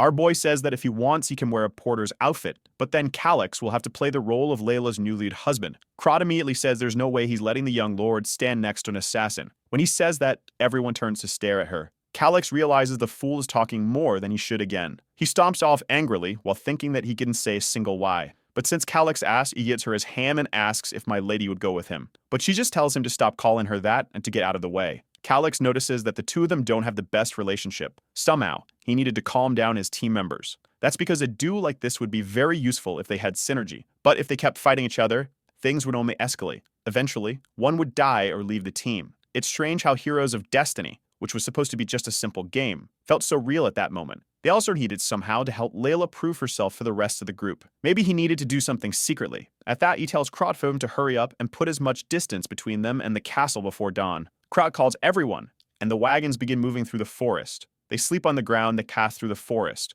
They stop at a small shut, they pass through a town. They cross the barrier, they sleep in the forest again. Sometime later, everyone is sitting around a campfire. Krot says that this was the last rural village they would pass through. Kalix that orders everyone to prepare because the real fight would begin tomorrow. Morning comes. He warns everyone that now the real work is about to start. Everyone is already in armor, and they move out. Once again, they're on the wagons, following the path. However, Krot's expression changes. He tells our boy that some of the scouts are already returning. The man reports that in the forest just ahead, there's a group of Sasquatches. Krot asks how many there are. The man says 5, and suddenly someone taps him on the shoulder. Turning around, it's Kalix, asking him to lift him into the tree. The man uses a peculiar smile, grabs him by the waist, and jumps up happily. From up in the tree, Calyx observes the monster's camp. From afar, he can see the shelter, full of apes carrying skeletons. It's clearly not going to be easy. At that, Calyx asks what the plan is. Krot says they'll probably bombard them with flaming arrows. But our boy looks scared, asking if he's insane for suggesting something like that.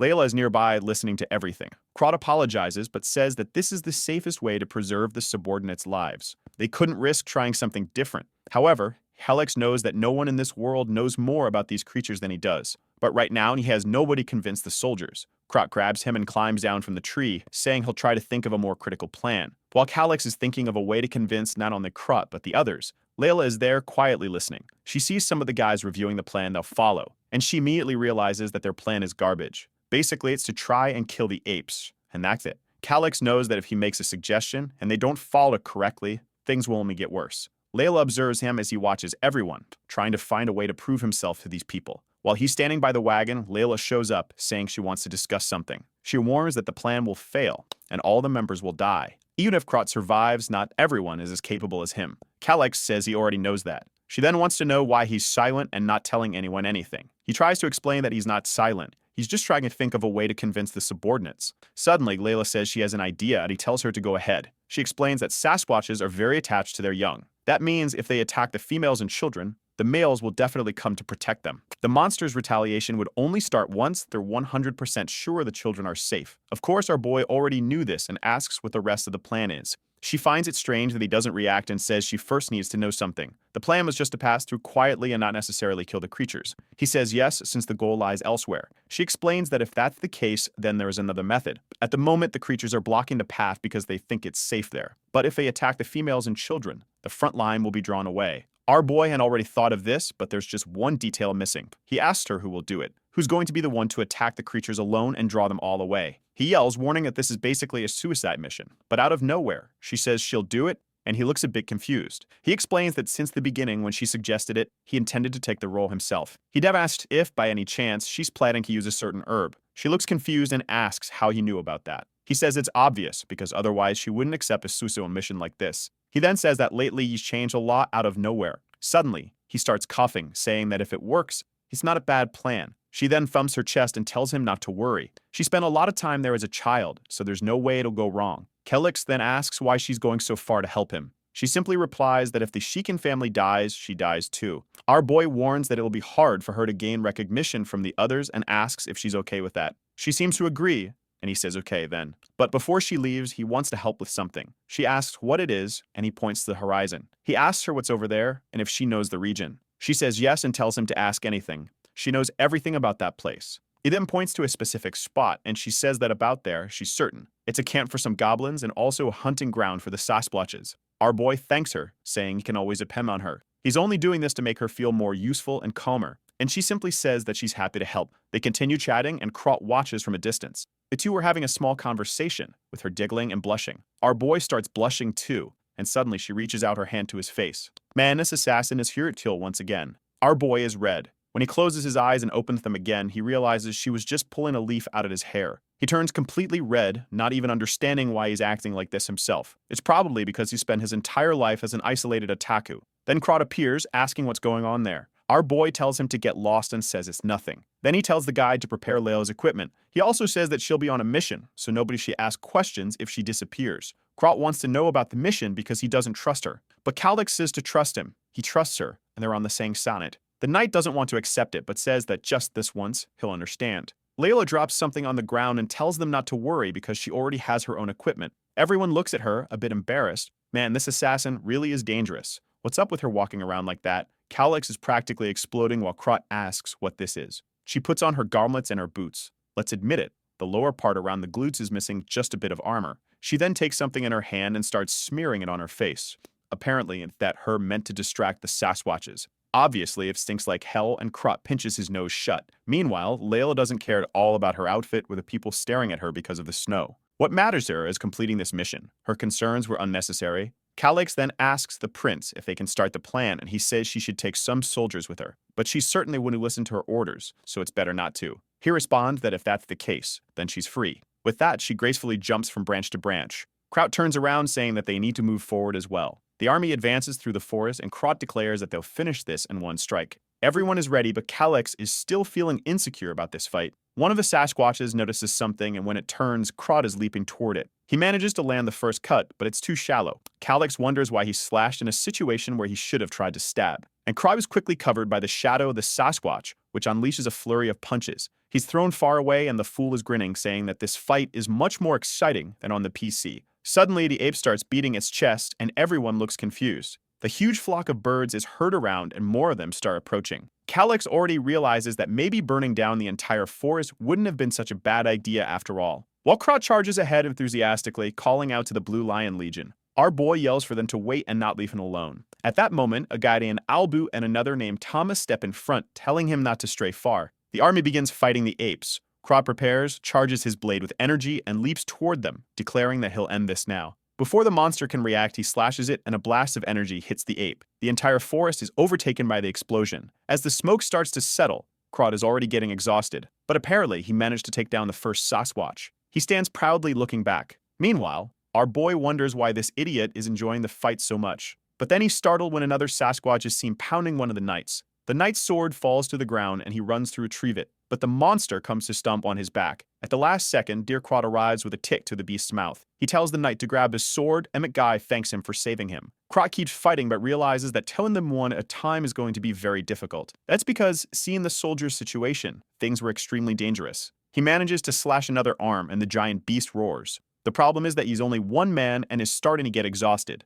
Not to mention, even the older apes were stronger than he expected. He decides to try mobilizing some of them and slides under a leg, slashing at its heel. The beast roars and another one goes down. The soldiers get excited, seeing that they have a chance to win. But Krot knows something is wrong. Looking around the forest, they see 8, but there's still one missing. That's when he hears a sound beside him. There's a giant albino one charging toward the prince. And the worst part is that the monster is running and Calyx has no way to escape. Krot rushes, but Albi steps in front, telling the prince to stay back. From a distance, Krot unleashes another lightning attack, and everyone is momentarily blinded. But as the smoke clears, a hand bursts out of it. It strikes Albu in the chest, sending him flying and leaving a crater in the ground. Calyx is shocked, realizing that should have been him. Thomas steps in front, telling the prince not to move. Meanwhile, the monster keeps advancing, and Krot is starting to get exhausted. He leads for another attack while Thomas stays by the prince's side, until Calyx calls out to him, saying he needs to help deal with his Sasquatch. Otherwise, everyone will die. But Thomas didn't want to leave the prince's side because it was too risky. However,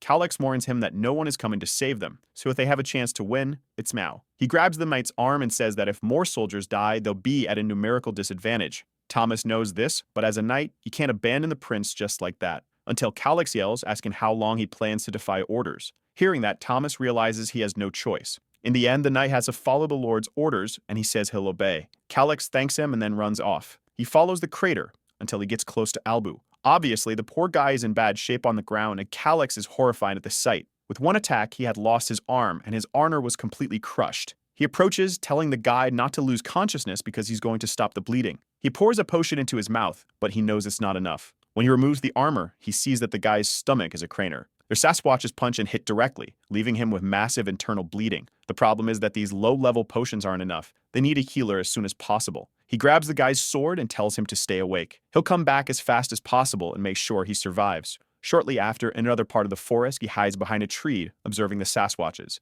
This was the hunting region for Dobland that Layla had mentioned. But just glancing at them, he's terrified to see the beasts pounding their chests. The monsters were much stronger and more disgusting than he had imagined. He punches the tree, thinking that he really could die here. He's afraid, even though he wants to trust Layla's plan and is sure she set up the traps. If everything goes right, you won't get hurt, but this isn't the world where he's sitting behind a monitor. Reading heavily, he remembers Albu lying there. He tells himself it's fine. He won't die. He steels himself, saying that he'll do this, and then steps out from behind the tree. He calls out to the Sasquatches, shouting that today is their day to die. The id charges at him, but suddenly he pulls a lever and several spears strike from behind. They stab right into the beast's ribs, and it drops to the ground immediately. But as soon as the first one fell, another monster noticed and came running toward him.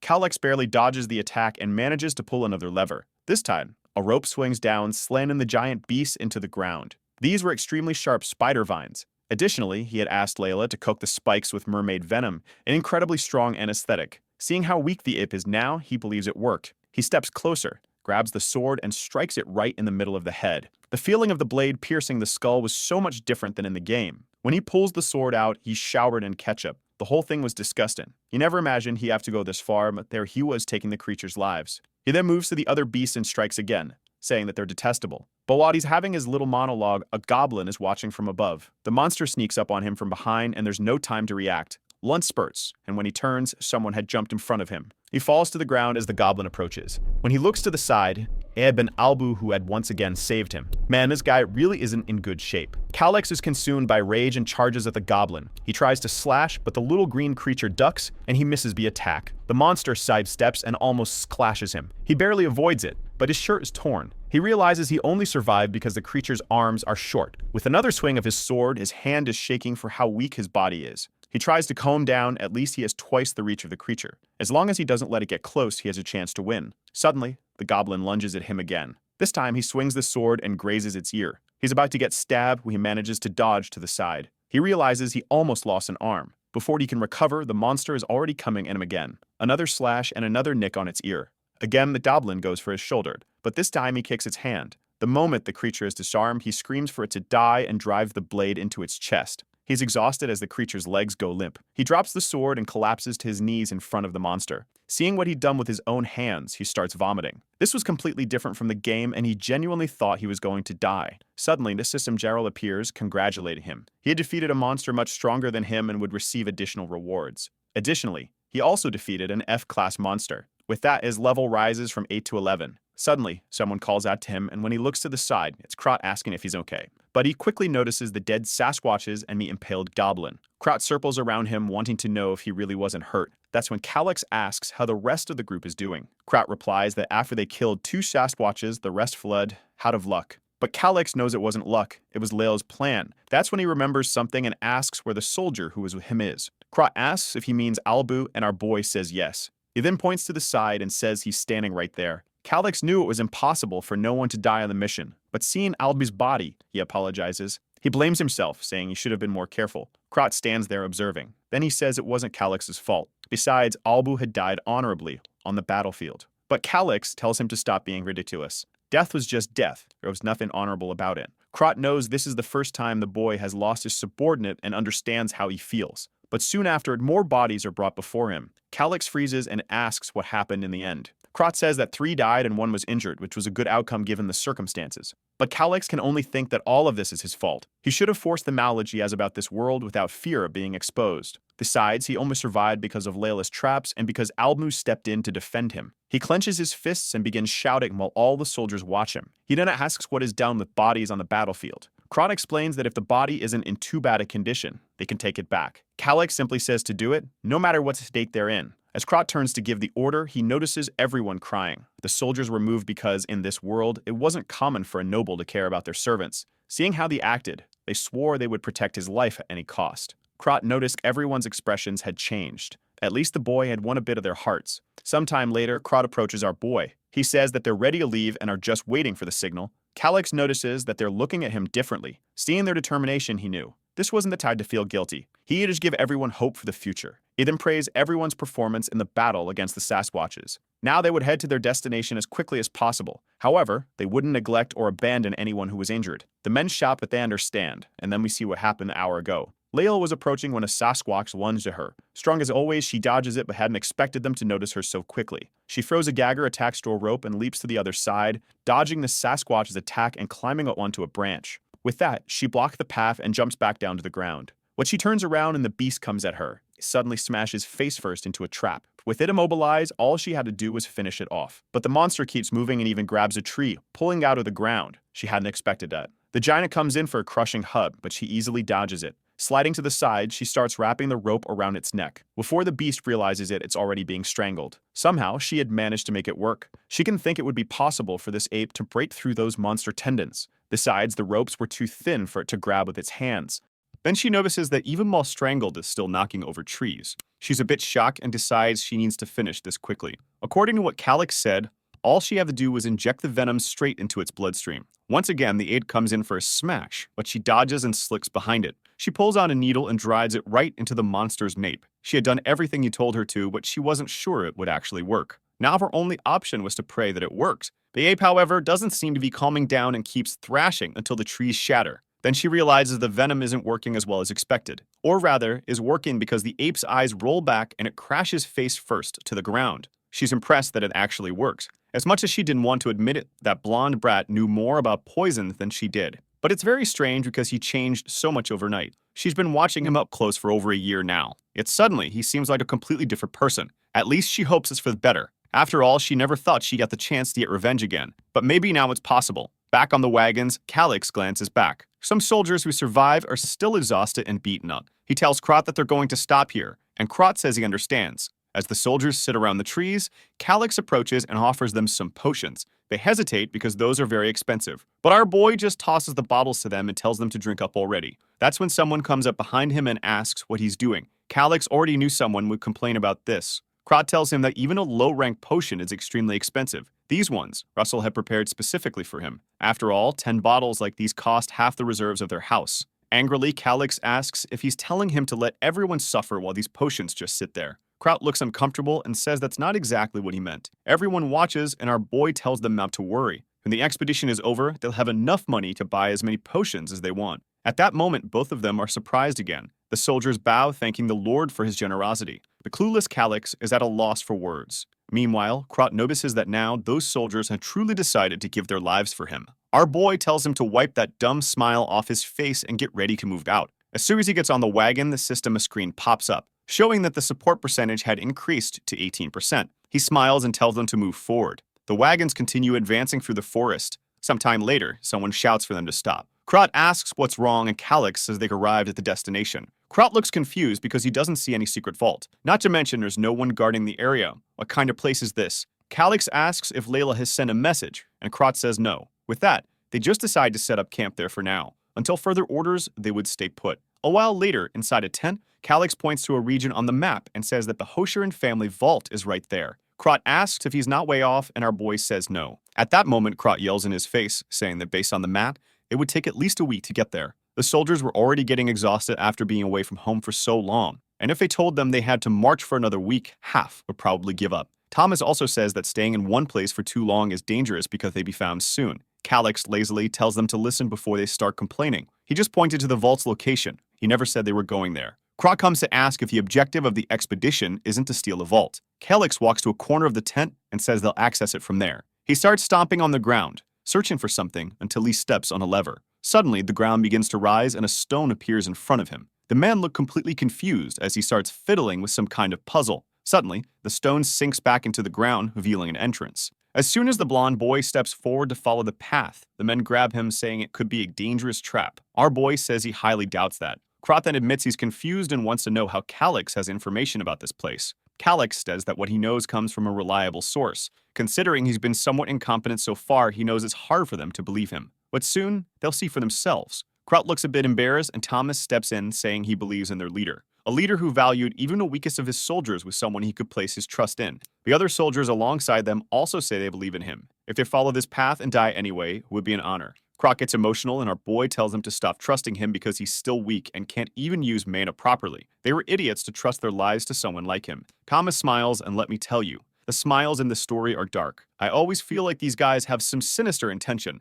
Thomas then says that strength isn't always physical. Our boy tells Krot to stop crying and turns to everyone, saying it's time to go. With that, the army begins descending the stairs. Meanwhile, Calix looks out from the tent, hoping everything went well with Layla. Back with everyone's favorite assassin, Layla is collecting monkey blood. She wipes her face, saying she has enough. Standing in front of the cave, she says it's time for some fun. She starts striking 2 pieces of wood together to start a fire. In the next scene, she's jumping from branch to branch, and from afar, you can see the fire she caused. With that, all the Sasquatches in the area should be drawn to it. The problem, however, was something else. Some hooded guys whose insignias looked eerily familiar were passing through the area and saw some bodies on the ground. Layla already knew these cockroaches would show up. She puts her hand on her dagger, saying she's going to finish this.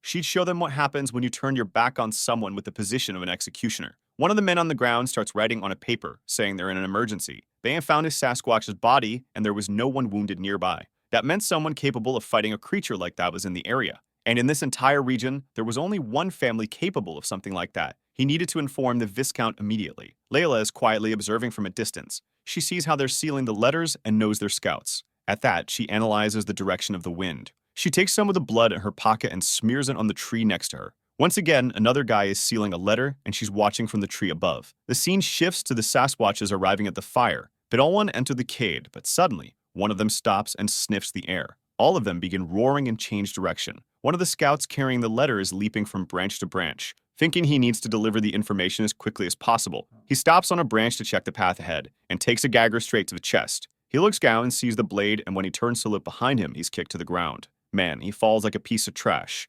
Layla approaches the body, grabs the letter, and realizes it's important to inform the prince about this. She immediately starts running. Meanwhile, the Sasquatches are wandering through the forest, following the scent of blood. At the same time, the group continues advancing through the tunnel. Calix knows that this place was built by a wizard who had retired to conduct experiments, so it wouldn't make sense for that person to set up a bunch of traps in their own house. Krot argues that it's for ensuring the person's safety. However, our boy places his hand on the wall and says there are no traces of digging. The stairs, too, were crafted using magic. To have that kind of power, the person would have to be at least an 8th class archmage, which means if this person really wanted to set traps, everyone here would already be dead. Krot doesn't quite know how to respond. Then, following the path, they reach a passage leading into a massive room. Excited, Krot orders Thomas to protect their boy while the rest search for treasure. Calix says that if they find any intermediate-level potions, they should give them to the injured soldiers. He walks over to a chair and sits down calmly. At that moment, Thomas asks how Viscount Hoshiran discovered such a ruin. Our boy says maybe it was luck or someone shared the information, but he isn't sure. Thomas then remarks that it's strange they even had a magical crystal ball. Suddenly,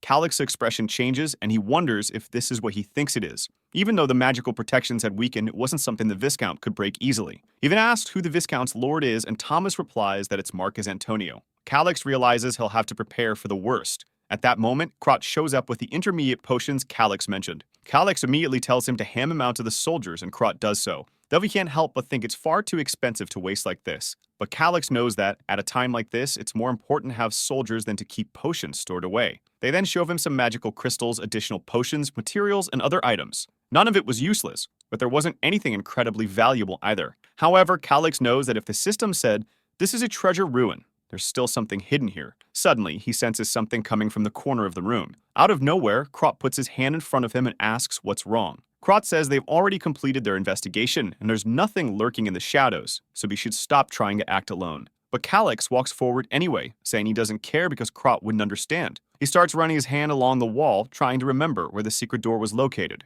That's when he finds a small hole for his thumb and everything begins to shift. Here comes the boy's treasure. Looks like those 10 years of playing games really paid off. Inside, there's a giant crystal ball surrounded by smaller crystal spheres. Additionally, it's like a monitoring room that could oversee their entire approach. Krot, however, points out that there's something very strange about this place. They had investigated all the ruins, yet he doesn't recall seeing a room like this. Calix explains that this is what's called a false ruin. In the past, it was common to make 2 entrances. One of them was easy to find but contained nothing valuable, so most people would give up. Krot deduces that the false ruin must be the Hoshiran family's secret vault, and Calix says that since everything is connected, they can reach it from here. He places his hand on the sphere, trying to recall which function needs to be activated. After fiddling with it for a bit, they hear a sound nearby. When Krot runs over, he sees a door opening and Calix tells him this leads to the false ruin, but he says there's more. Looking further at the spheres, he points out that in the false ruin, there's an entrance. That entrance leads to the silver mines that have been making the Hoshiran family so much money. Krot says that now it's clear how the royal family never noticed this. Calix warns that since they don't see anyone here, it likely means the area is only used at specific times. And to ensure rumors don't spread, the workers are probably killed soon after. Krot is furious, but Calix reassures him, saying it's fine. All they need to do is disable the crystal ball the Hoshirans use as a key. It's like modifying security codes and access connections. After taking everything they need, he'll obviously leave a present for those guys. He then tells Krot to take the men and start collecting all the crates because it's time to leave. But Krot looks sad again about leaving the prince's side. For heaven's sake, bring back my wife you already. Calix says he can handle it alone, and Krot reluctantly agrees, saying he'll return soon. With that, he leaves and Calix celebrates finally having a moment to himself. And wouldn't you know it, our boy finds yet another secret passage. Inside, he discovers an item he's very familiar with from the game, though it looks very different in person. It's the bracelet of the Grand Alchemy Priest. The translation here is garbage, isn't it? And I'm translating the garbage translation, so this is peculiar. Its effect is that when you're on the brink of death, it activates a protected barrier that lasts for 2 hours. But if you take another very strong hit while the barrier is active, obviously, it breaks. The item had a cooldown period of 1 week, and after 3 activations, it would stop working. However, it was perfect for him, since at this moment he has no combat abilities. He slips it onto his wrist, thinking that now it's as if he has 3 extra lives. But as he's about to leave, he notices one more detail. Inside the place where he picked up the item, there was something written. He tries to read it but only understands part of it. Something about a Hefectoria or something like that. The problem is that the rest of the message is indecipherable to him. He remembers that once in the game he heard about this name, Hefectoria. In the legends, she's the goddess who taught humans how to use magic, but he's certain this didn't exist in the game. Could this be something that only belongs to this world? As he touches it with his finger, electricity begins to surge, and he feels a tremor. Suddenly, it seems like only his consciousness exists, and he asks where he is and why he can't see anything. Looking down, there's a giant eye surrounded by glowing blue shapes. He wonders if this is the domain of the divines he heard about, the so-called gods that watch over people in this world. Suddenly, he begins to writhe in pain as a voice echoes in his head. It was as if the words were being forced directly into his brain. A red-haired woman's voice says that this is wrong and inhuman, but one of the energy sources replies that there were no humans there. It warns Hecatoria that the matter had already been settled by vote. She should not think of breaking the pact. The woman protests, saying it's violence and she won't agree to it. Another voice says that if she wants so badly to be human, her wish would be granted. Suddenly, she appears kneeling atop the giant eye. Calix hears a terrifying sound he can't comprehend. While Hecatoria is screaming in the middle of it all, he covers his ears because he can't bear to listen any longer. The voices declare that Hecatoria has now fallen to the rank of a demigod. It would no longer be appropriate to call her by her old name. From now on, she would become an object of hatred, driven into miserable madness by the very insects she adored. They were eager to see the expression on her face at that moment. Suddenly, Calix finds himself back in the room. Unconfused, he's confused, you're confused. This must be author's intent. Out of nowhere, the system window pops up and Calix is shot. He had obtained a fragment of Hepatoria's First Authority. It appears to be a skill that deals aerial effect damage to all nearby enemies. The damage scales with his level and is impossible to dodge. However, the more enemies there are, the less damage it deals overall. Calix knows that abilities normally range from rank F to rank S. But there are exceptions when it comes to so-called unique abilities. And beyond that, there are authority abilities which are even more distinct. It's a power that only X-class individuals or those known as demigods can use. In fact, developing an authority is the only way to reach the X-class. Another system window appears, stating that he has absorbed a fragment of authority. This raises the rank of his soul. Calix is now certain that the one who sent him to this world was the goddess named Hecatoria. He knows that only authority-level abilities can harm a god. Perhaps she's hoping that somehow he'll avenge her. The Lumerianic starts laughing with his hand over his face, wondering if this is really going to be the final objective of this game. Obviously, he feels like he's being manipulated, but he's going to end this whether he wants to or not. At that moment, Kraw returns and asks if he's done. Calix tells him not to be surprised, and Kraw looks confused. In the next scene, everything is chaotic and lively. There was so much treasure in that room that they needed more time to collect it all. Just the chests filled with coins totaled over 30,000. Our boy gets excited. It's much more than he expected. And Kraw says that, in addition, there are several crates with silver bars worth about 100,000 gold coins. The only problem is that transporting so much loot with just this expedition wouldn't be easy. Calix thinks he never imagined the biggest problem would be having too much treasure to carry. But to him, it doesn't matter how much there is, it won't be a problem, because when he killed the goblin, he in the inventory ability. He's feeling all confident, grinning to himself, while Kraw wonders about his excitement. Calix simply tells him to bring the crates closer. He'll handle the rest. Kraw asks if everything in front of him is accounted for, and the man confirms it. Calix then tells him to prepare everyone for the return journey. Kraw agrees, though he has no idea what the boy is planning.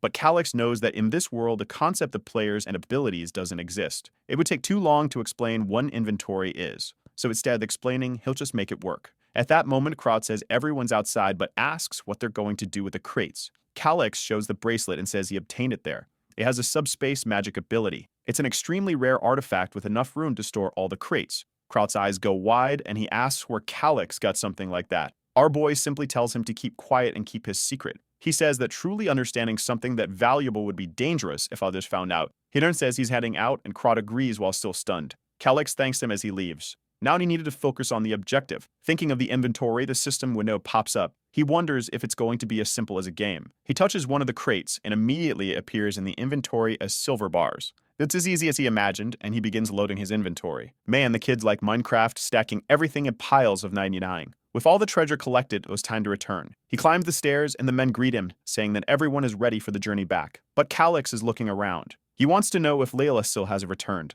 Kraut says no one questions whether maybe she betrayed them and fled. That's why you never trusted her from the beginning. Calix tells him to wake up to reality. It wasn't a coincidence that the Sasquatches fled at that exact moment during the fight. After explaining what happened, everyone looks shocked. Krot says that attacking the Sasquatch's nest alone was a suicide mission. Even though he didn't like the girl, he didn't want her to die like that. Calyx says he would have suggested sending soldiers with her, but since no one trusted her, she had to go alone on that venture. Krot realizes that not only was he wrong, but it was because of her that they survived. Our boy says that if she has a return, it's because something must have happened. Thanks to her, they avoided countless sacrifices.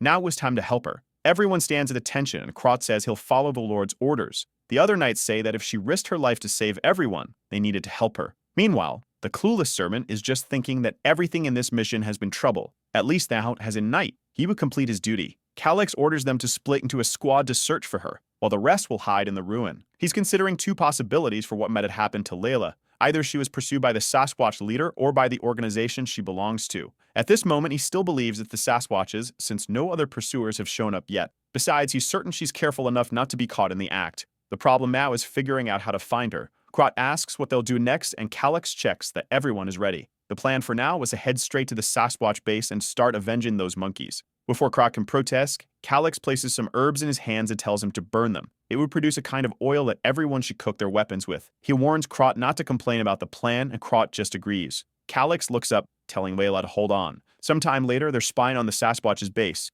They're sure that only females and children are inside. Calyx says they'll kill those inside first, and soon enough, the males will rush into the cave. But the men look uneasy and ask if this is really okay, since he already knows how dangerous the creatures are. Our boy tells them to see for themselves how powerful the poison on their weapons is. With that, they step forward and the Sasquatches hear something. The entire army begins advancing toward them. As the fight begins, Calyx hears others approaching. They run toward the cave and Calyx senses it's now their turn. It follows some footprints, and our boy says he's sure Layla wouldn't be defeated by those creatures. That's why it'll follow the largest footprints. Riding on Thomas' back, they start running. Along the way, Thomas asks if Calyx likes the woman. He gets it.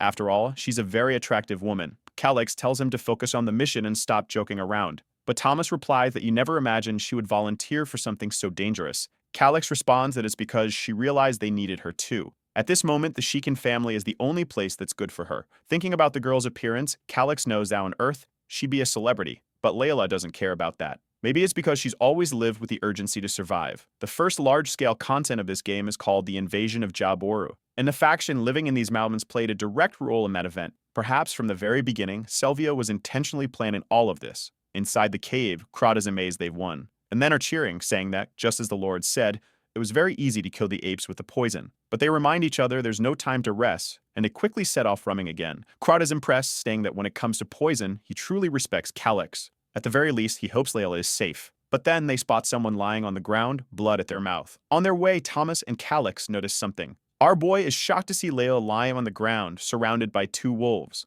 Thomas runs ahead and slashes the first wolf, while Calyx runs to help her. The problem is that her wound is much deeper than he imagined. He quickly uses a mid-tier potion, and thankfully, it seems to be enough. The only problem is that her recovery will be gradual, and she'll meet several more. Thomas returns, saying he drove off the wolves. He helps our boy sit Layla up as Calyx gives her more potion. Her skin color starts improving, made both feel relieved. At that moment, Krot shows up, and our boy says he arrived just in time. Suddenly, the scene jumps forward to a week later at Sheikhan Castle. Our boy, who looks more like a beautiful girl, is there training. For heaven's sake, right? His kid is too weak. He's at level 18, which isn't that bad. He's only 15 years old, and the average for an adult man is around level 20. Nearby, Russell watches and says that at least the boy's stamina is improving a lot. He could say that Calyx's physical condition wasn't bad at all. Krot comments that he seems completely different from the day they explored the ruins. Maybe he's taking some kind of secret potion. The hard-headed guys, they're all confident, looking like something out of solo leveling. He says that his journey to level up has only just begun. The servant suggests they start sword training right away. But Russell says that Calyx's body needs to recover first.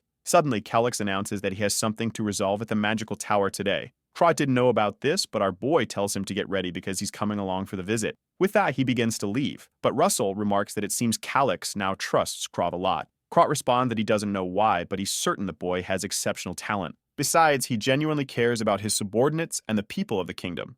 Russell comments that lately it's been hard to understand the boy's actions and way of thinking. Krot says that while he may be talented, he still needs a master to guide him. But Russell counters that the priority right now is for Calyx to obtain his official title. He needs to complete the coming-of-age ceremony and advance to Class 4 soon. Still, the fear Russell once had about the future of the territory had disappeared. He never imagined someone suitable would appear this early. The scene shifts to the branch of the magical tower in Sheikhan's territory. Amidst an endless library, someone welcomes them. Our two boys appear, and here comes another dangerous situation. We're all thinking about Layla. Where is that girl who vanished after the rescue? A woman welcomes the beautiful boy and the muscular man, pulling them in and cheerfully telling them to make themselves at home. She seems strangely upbeat for a mage. She then asks if they'd like tea and uses telekinesis to set the cups in front of them. As she touches the teapot, steam begins to rise. Calix is impressed that an isolated place like this has a Class 5 mage. Her name is Rosen Dreamwalker, 32 years old, though she looks 26. She serves the tea and asks why he looks so surprised. Calix says he didn't expect to meet someone as incredible as her in such a rural area. Strangely, Crot is already wondering if this woman is Calix's type. Calix then says that if she can heat tea in an instant, she's at least a Class 5 mage. He's certain that it's impossible for a woman in her 20s to achieve something like that without immense talent. The cheaty guy knows she's 32 but is just buttering her up, right? She's all flustered. The fool fell for the trap. Crot is about to comment that she's not in her 20s, but our boy squeezes his arm. The trick works, and she's all happy but admits she's already over 30. Our boy is the master of charm and asks if she has any secrets for staying so youthful. While she says all she does is wash her face with water, Crot is just sitting there listening to the two of them. Some time passes. Finally, Rosen asks what brings the two of them to her tower. They were finally getting to the point. Calix says he's there to buy explosion scrolls. She's impressed, saying he must be a very unique client. She tells him that 30 of those scrolls would cost 600 gold. But because he's such a cute boy, she'll only charge him 500. Our boy is thrilled to see that using his looks can get him a discount. He asks if that won't get her into trouble. Rosen reassures him, saying she has the authority to adjust prices. Calix then says he actually has one more request. It's a bit hard to say, but he wants to borrow from the reserve fund. That doesn't make her very happy. She asks how much he's thinking of borrowing. When he says 60,000, the woman spits out her tea. Of course, she says there's no way she can lend that much money. But our boy reveals that he'll leave gold coins and silver bars as collateral, and until he pays it back, she can also charge interest. At the mention of interest, Rosen, who clearly has a bit of a loan shark vibe, starts looking excited. Calix explains that it will only be a short-term loan, but he really needs it. That's because it would be madness for Gerard to find out he's using the very coins Calix stole from him. Calix knows this is the only place he can get 60,000 gold. Rosen lowers her head, apologizes, and says that unfortunately, it's just too much. Calix didn't expect that. It seems his favorability wasn't high enough, or maybe he was just too hasty. She adds that she's sure the supervisor would reject it. But then she suggests an alternative. Covering her mouth with her hand, she says the people at central headquarters don't keep much of an eye on her area. Maybe it's possible to do it,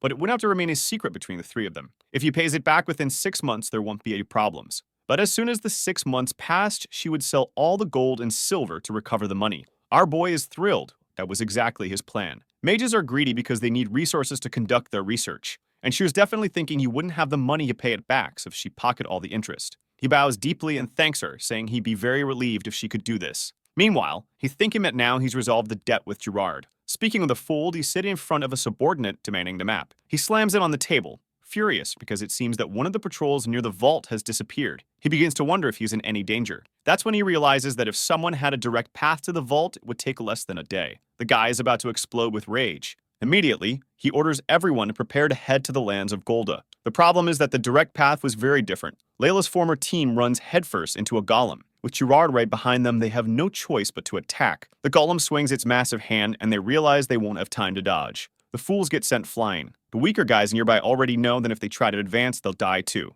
They didn't even need to get close, they got flattened on the spot. Another man, his hair turning white with fear, shouts for caution. But he gets crushed too. Miami's guys are getting destroyed. 2 more idiots panic, and another golem finishes them off. Gerard stands there, silent, while the trainer of those men wonders why a golem has appeared. A creature like that doesn't form naturally, which means there's at least a Class 5 mage nearby. He turns to Gerard and suggests they retreat, but Gerard shouts at him, demanding to know why he's saying that. No matter what happens, they must press forward. The path had to be cleared within 24 hours because they had tributes to pay to the Marquis. Even if everyone died in that place, they were to keep moving forward. Back at the tower, Rosen casually asks if they've received a little gift. She wonders if it's something romantic, like a lover or an affair. Our boy says no, and she replies that in that case, she'd like to receive a gift from him. Just then, Layla bursts through the door, asking if there's really an old hag trying to seduce her lord.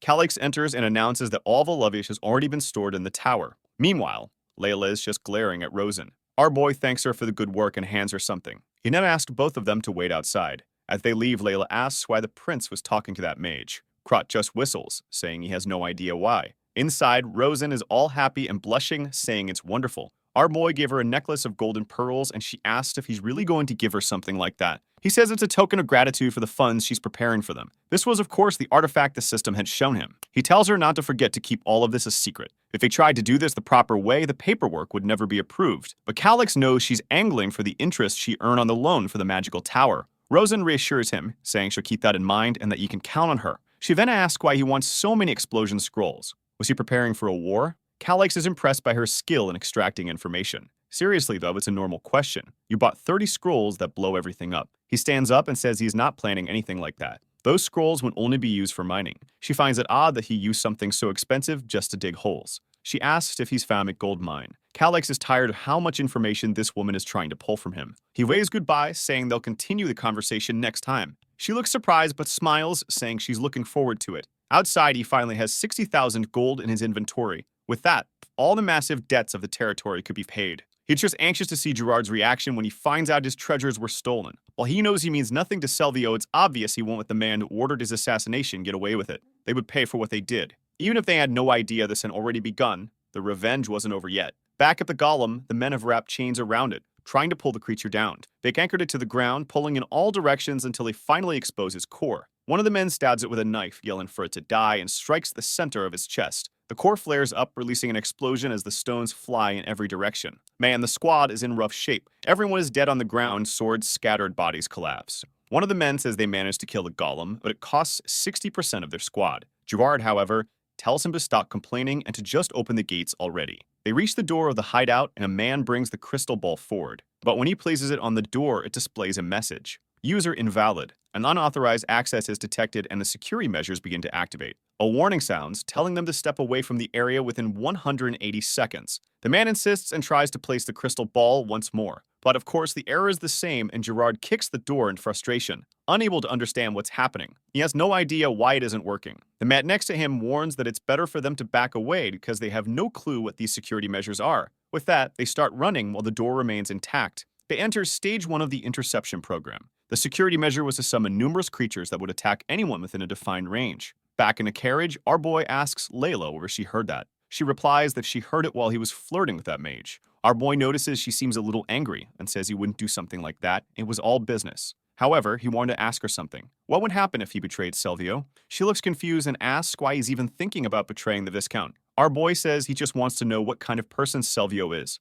The type to let his subordinates' mistakes slide. She explains that no, he's an extremely perfectionist man, a person who would never tolerate failure in any form. Our boy then wants to know what would happen to Gerard if the Viscount found out. Layla says she has no idea, but Gerard is also not someone who would accept being killed so easily. He would probably try to survive at any cost. It's obvious he wouldn't hesitate to betray the Viscount if necessary. Our boy thinks to himself that it's obvious Gerard wouldn't let himself be killed so easily. Meanwhile, Layla is watching him, realizing that the boy is planning something on his own again. Looking at his cyan-colored eyes, she doesn't know what this strange feeling is. And our boy is deep in thought, feeling like he's missing something. Back in the lands of Golda, the men have finally exterminated the monsters. The problem is that the Viscount's forces have also been almost completely wiped out. Gerard orders them to bring reinforcements and to open that door. There was no way to enter normally, so they had to use explosion scrolls. They blow up the entire door, and the entrance is now open. But the man already had a bad feeling about this. Inside, they realize the treasures are not there. Desperate, he orders the men to quickly find the silver.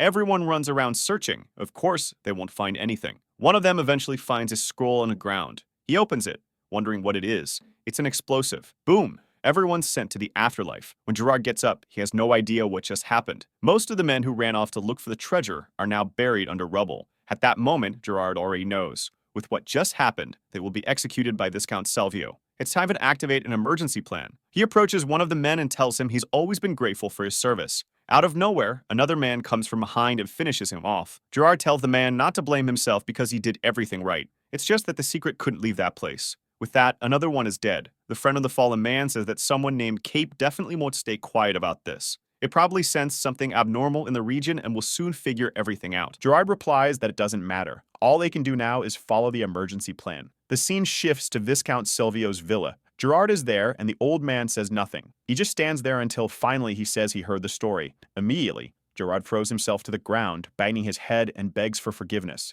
Selvio says he doesn't care about apologies since results are the only thing that matters. He wants to know where the silver he had saved for the greater cause has gone. Gerard says it must be the work of some tomb raiders. He explains that somehow they must have dove their way in within a day. The man says that doesn't make sense since the security system would have been activated. Not to mention it would take a long time to dig that deep. Gerard lies, saying that most of the silver coins are still there. There's no way a handful of tomb raiders could have stolen everything in such a short span of time. Besides, they're already keeping an eye on all the merchants in the region to see where the precious metals will end up. Once that happens, they'll ambush them. Silver coins aren't something you can take far away very easily. Eventually, whoever stole them will return to sell them. Silvio says he understands and warns that it's best to capture those people as soon as they return. Gerard assures him there's nothing to worry about. It will be done. Silvio goes to a drawer and says they need to apply pressure until these thieves return every last coin. However, something had to happen. Of course, Gerard had received his punishment. The poor man begs to be spared, but the whip comes down on his back. Silvio curses him as a slave bastard and asks if he's really mocking him. Gerard is just there, thinking that somehow he has to endure this hell. Silvio continues whipping him, shouting that the biggest problem is that he lost half of the Shadow horses. Something they had been training for so long became useless because of him. After a great deal of affection on Gerard's back, Silvio pauses for a moment. He warns that his complaints are nothing. But if he jeopardizes the greater cause, that's a whole different story. He warns that from now on, Gerard no longer has any authority over Shadow forces, and he can only act after receiving permission from him. Gerard, of course, simply replies that he understands. The man then says that they urgently need tribute money now. He orders Gerard to inform the Shikan territory that they will begin the process of confiscating their assets. Even if they don't have much of value, would be enough to help with the tributes. It's not possible to take anything from Shikan. Then Gerard himself would have to sell what he owns to pay the bills. Gerard just says he understands and tells him not to worry. Meanwhile, he's thinking to himself that there's no way he's losing everything he works so hard to get. Silvio sits back in his chair and reminds him that he hasn't been forgiven. He'll have to find that silver. And if he doesn't, he already knows what will happen. Sweating profusely, Gerard simply replies that he understands and bows deeply. Outside, Gerard's friend asks if he's okay. He hands him a potion and tells him to recover quickly. Gerard drinks it, and the man tosses him a cloak, saying they need to return to the base soon. However, Gerard wants to know where this Jacoby is. The man responds that Jacoby drank too much, and after the fight, he hasn't been able to do anything. But recently, they added a desert boy who looks like Prince Calyx. Gerard scoffs, saying he doesn't like desert folks because of their sunburned skin. However, he wants to know how the rest of the preparations are going. The friend replies that everything will be ready in 3 days. The problem is whether they'll be able to escape easily. The man reassures him, saying not to worry. Half of the squad is dead or injured, and the remaining ones are just low-level thugs, so this was the perfect opportunity. Maybe all these events were a blessing in disguise. After all the more money they had to build a new life, the better it would be to escape. However, Gerard doesn't look convinced. He believes that the boy from the Shikan family has already won the succession battle easily, so probably won't be that simple. A few days pass. Krot enters the room and calls for the two of them. He announces that Gerard and Mythos have come to visit. It's probably because of the debts. Russell says it's exactly as the prince had predicted. He tells Krot to accompany the prince to meet with the men. Russell wasn't going to get involved in this anymore because he believed the boy was capable of leading the territory. Krot says he understands. Meanwhile, Gerard, ever the lumitic, looks flushed, saying the boy's physique is improving day by day. But our boy simply replies that he doesn't greet unnecessary people, and that Gerard's arrogant attitude was already testing his patience, so it was better to get straight to the point. Gerard says that if Calyx is so eager, he'll be direct too. He opens his arms and announces that the official confiscation would begin. He had determined that the Shikan territory wouldn't be able to pay the 60,000 gold, so they would take everything there as collateral for that amount. Our boy asks what Gerard will do if he refuses.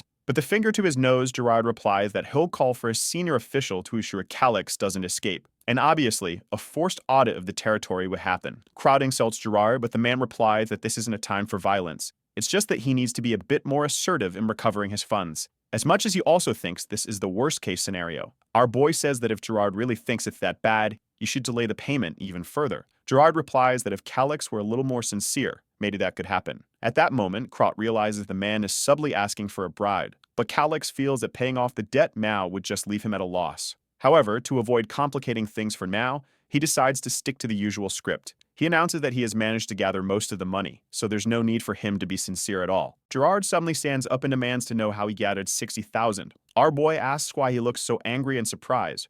Was this a good thing? He places the official notes on the table and says all the values are legitimate. Gerard knows that those notes are indeed government issued. But how the hell did this kid manage to gather 60,000 in such a short time? That's when Gerard had the idea to take this money and flee with it. It would be much better than escaping with gold and silver. so maybe this was the perfect chance to go to another country. Calix places a silver bar on the table and asks if Gerard wants to verify it. He explains that he has 32 pieces of these in 420 crates. At that moment, Gerard recognizes those as the very silver bars he had hidden from the Viscount. Now everything starts to make sense. The Viscount thought Gerard was only courting a few silver coins and some copper, but Gerard had been secretly using the hidden mines to amass far more resources and stash them away. Now that Calix knows about it, it's hard for Gerard to go against him because he'd be reported to the Viscount. If Silvio discovered this, Gerard would obviously be executed. Calix then tells Gerard they don't need to pretend anymore about what's happening here, and he asks Gerard what he thinks his fate will be. Since Calix is a kind boy, he'll give him two choices.